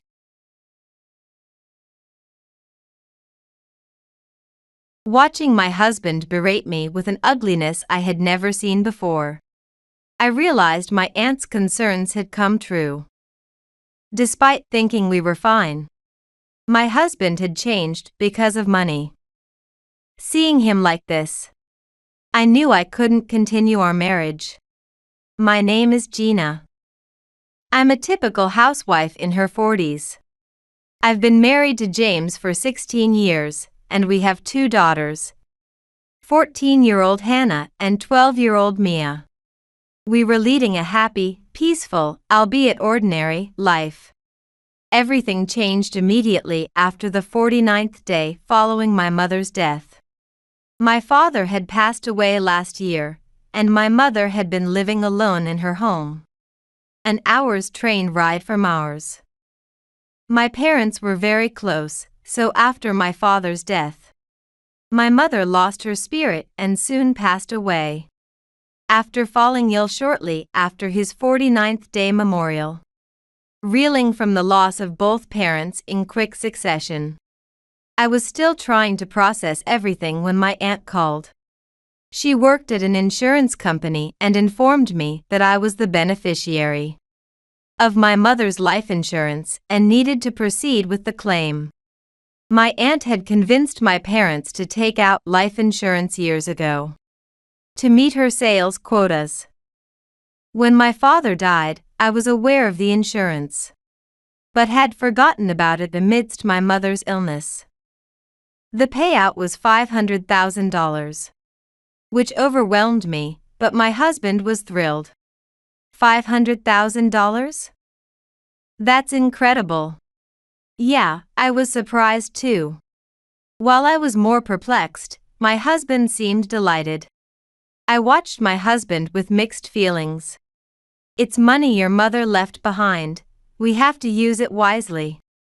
Right, but she just passed away. I can't think of using it for anything right now. I understand. We'll wait until you're ready, Gina. Noticing the disconnect between our feelings, my husband appeared uneasy. After that, he didn't mention the life insurance, and inwardly, I felt relieved. However, something unexpected happened. When the sorting of my mother's estate began, it was discovered that she had over $500,000 in savings. Wondering if my aunt might know something about it, I contacted her.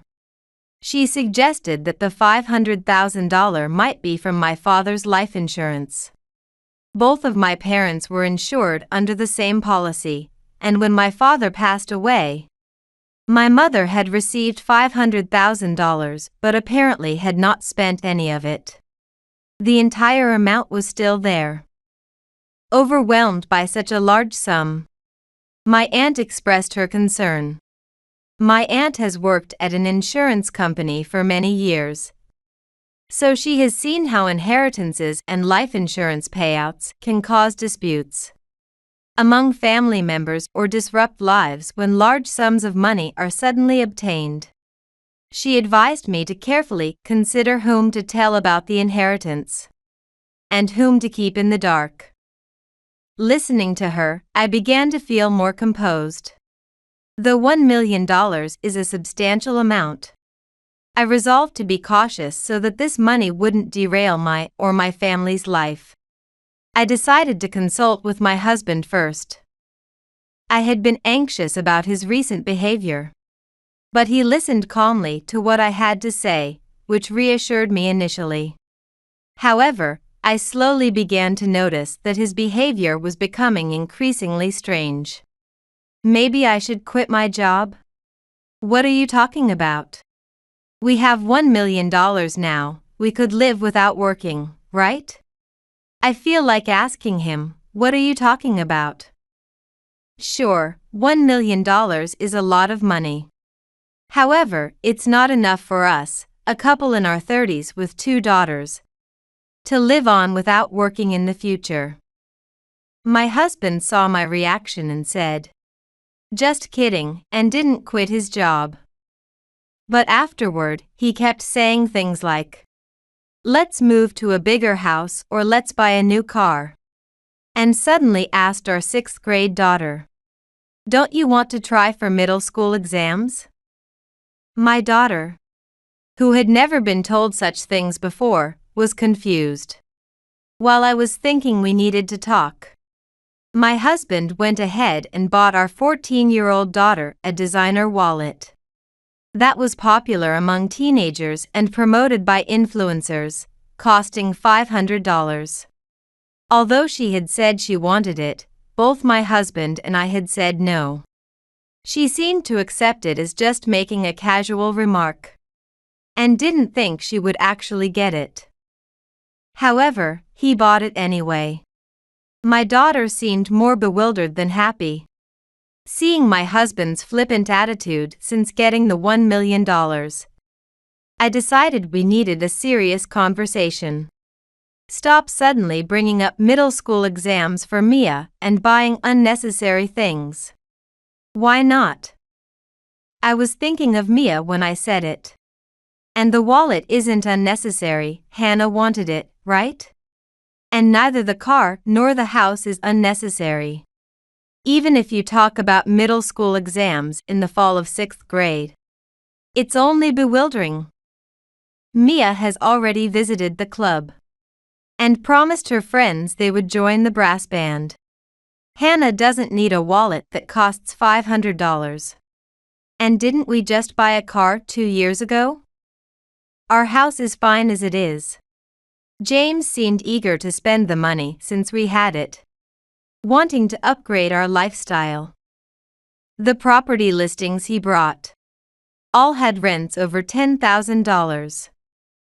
Our annual income hasn't reached $1 million. We just happened to come into a large sum of money. If we followed his ideas, the money would be gone in no time. I was determined not to change our standard of living, but James just couldn't understand my feelings. With $1 million, we can afford to spend a little. I would agree if it were after 10 years of using the car, or if our daughter actually wanted to take middle school exams. But this is different. If we spend money without planning, $1 million will disappear quickly. There's no way $1 million would just disappear, Gina. You're exaggerating. I was exasperated by my overly carefree husband's remarks. I often get told I'm too serious, and while I found his optimism charming, this time it was just too much. You brought home listings for a place with a rent of $10,000, right? That's $120,000 a year. In 8 years, that alone would eat up $1 million. So what should we do with the $1 million?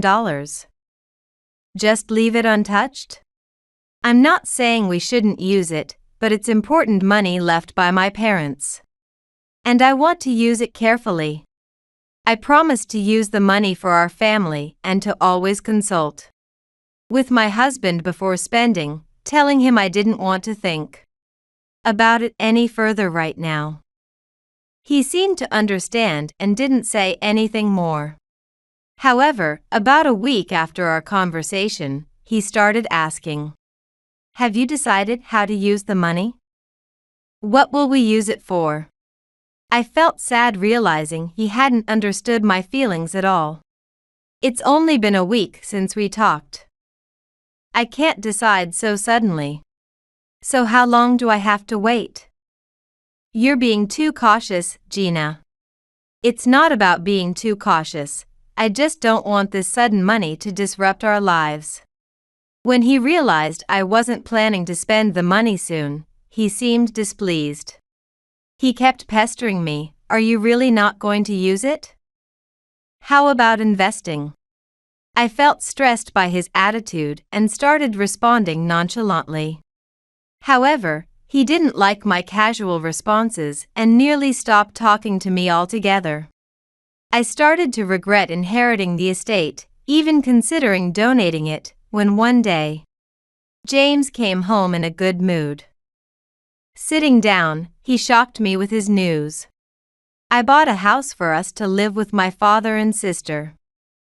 We'll move when it's finished." "What are you talking about? A house to live with your father and sister?" I didn't hear anything about this. "Well, I'm telling you now." He said it casually, but I was filled with disbelief. That money was legally mine, not his. I never intended to use it solely for myself. But for him to spend it without my consent was unacceptable. Additionally, I had asked my husband to keep quiet about my inheritance from his parents, as I find them difficult to deal with. They have made intolerable comments to me.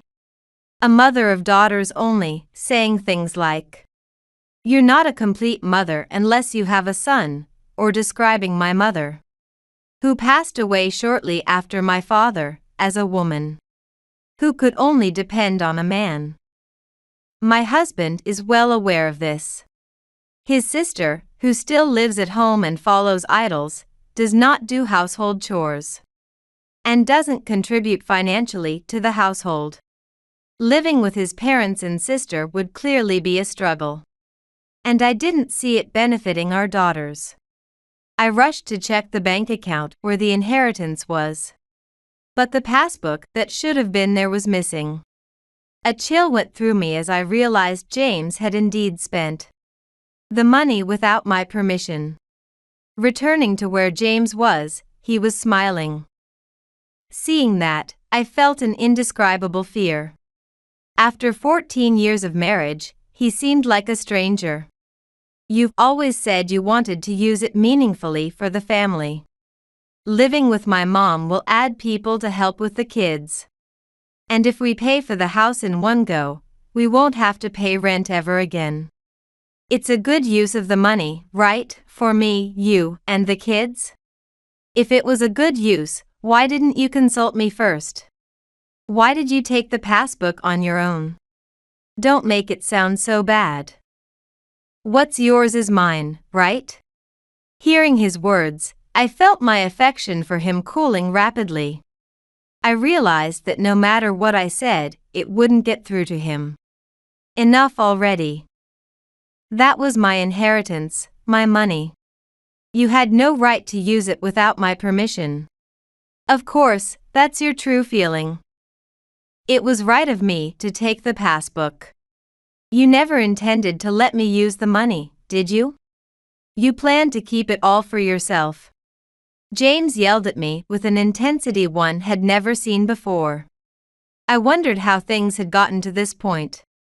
But it was the moment I realized I could no longer continue with this man. "If you oppose living with my parents, then let's get a divorce." "Fine. Let's divorce." James seemed to have been bluffing, not truly intending to go through with it. When I easily agreed to the divorce, he appeared to be shaken. "Are you really okay with that?" "Divorce, really?"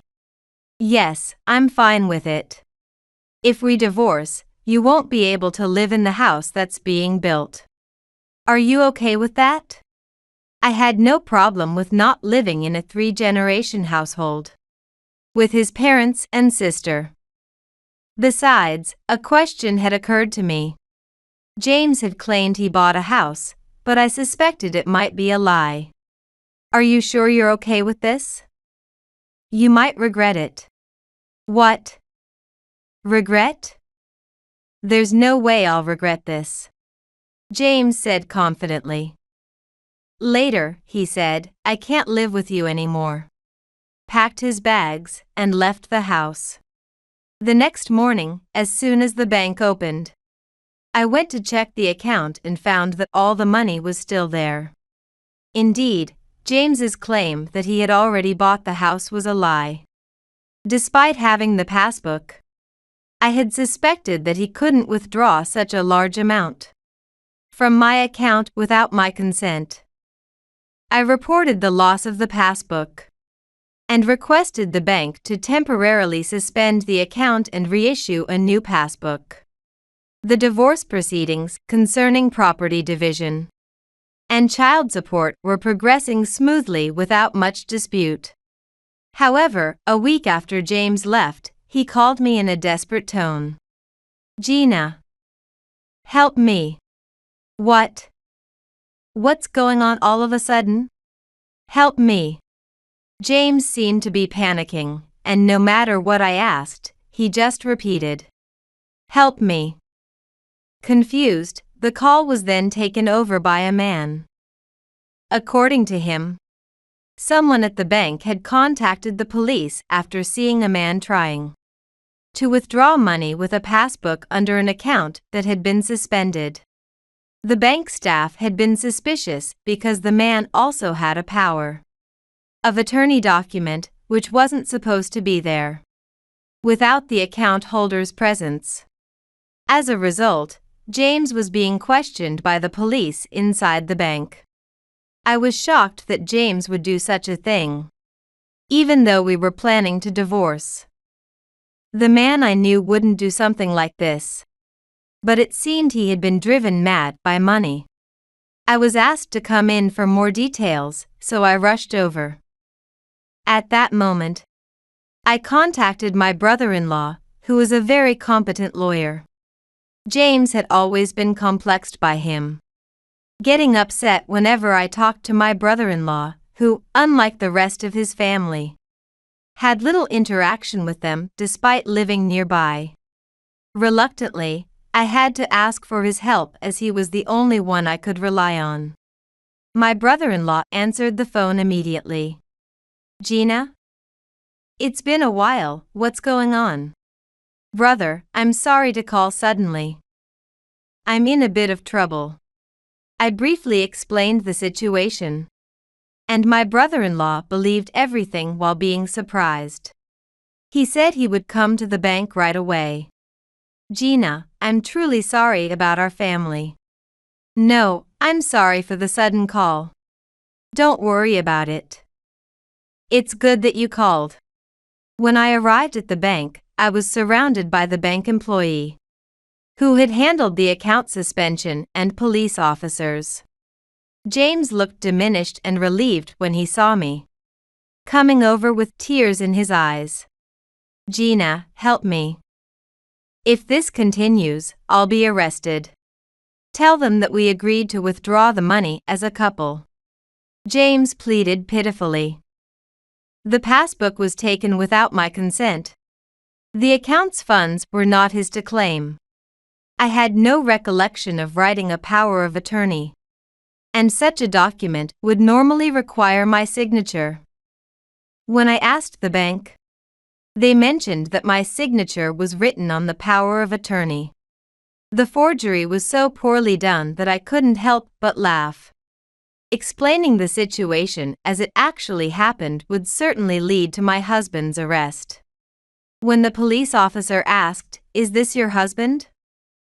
I wanted to say no. But unfortunately, we were still legally married. I was taken to a separate room to explain the situation in detail. Although I felt sorry for causing trouble, both the police and the bank staff sympathized with me. They told me that my husband could be charged for forging the power of attorney. But thinking of my daughters, I chose not to file a complaint. As I was heading back to where my husband was, I heard him shout, "Why are you here?" When I approached, he yelled at me, "Gina, did you call him? Why did you bring such a guy here? Are you trying to harass me? The only one harassing here is you. You took the passbook and tried to withdraw money without permission, which is not acceptable even if the other party is your wife. Shut up. It's none of your business." His outburst was so intense that a police officer had to intervene. However, James's agitation didn't subside. "You must have been having an affair with my brother. You planned to use the inheritance with him, didn't you? That's not true. I don't believe you. I've been deceived." Despite the lack of any factual basis for his accusations, and knowing that my brother-in-law, who has been happily married for 20 years, would never do such a thing, James refused to believe it. "Officer, I am the victim here. I've been deceived. Enough. You're the one who did something that could have gotten you arrested. And now you're trying to shift the blame without even apologizing." Whether it was the scolding from my brother-in-law or the fear of being handed over to the police, James calmed down. After finalizing our discussions about child support, I presented him with the divorce papers. "Please don't involve yourself with me or our daughters ever again. Whatever you do from now on is none of my concern. And I don't want to be called as your wife anymore." Facing cold looks from me, my brother-in-law, the bank staff, and the police officers, James quietly signed the divorce papers. Afterwards, my brother-in-law said, "I'll take responsibility for getting him home." I submitted the divorce papers to the city hall right away, and our divorce was finalized. Later, it came to light that my ex-husband had accrued a significant amount of debt. He had bragged in a nightclub that he had come into $1 million and spent several thousands of dollars in a single day, planning to repay the debt with the inheritance, which, of course, he never received, leaving only the debt behind. His parents, who had been expecting to live in a luxurious mansion worth $1 million, were furious when the plan fell through and disparaged him as useless. They tried to contact me, but my brother-in-law intervened. Now, I have moved and started a new life with my daughters, who have sensed that their father was acting strangely, and have expressed no desire to see him. My ex-husband, after being rebuked by his parents and counseled by my brother-in-law, seems to have regained his senses and has been consistently sending child support payments. I hope that if my daughters ever wish to see him again, I can make that possible.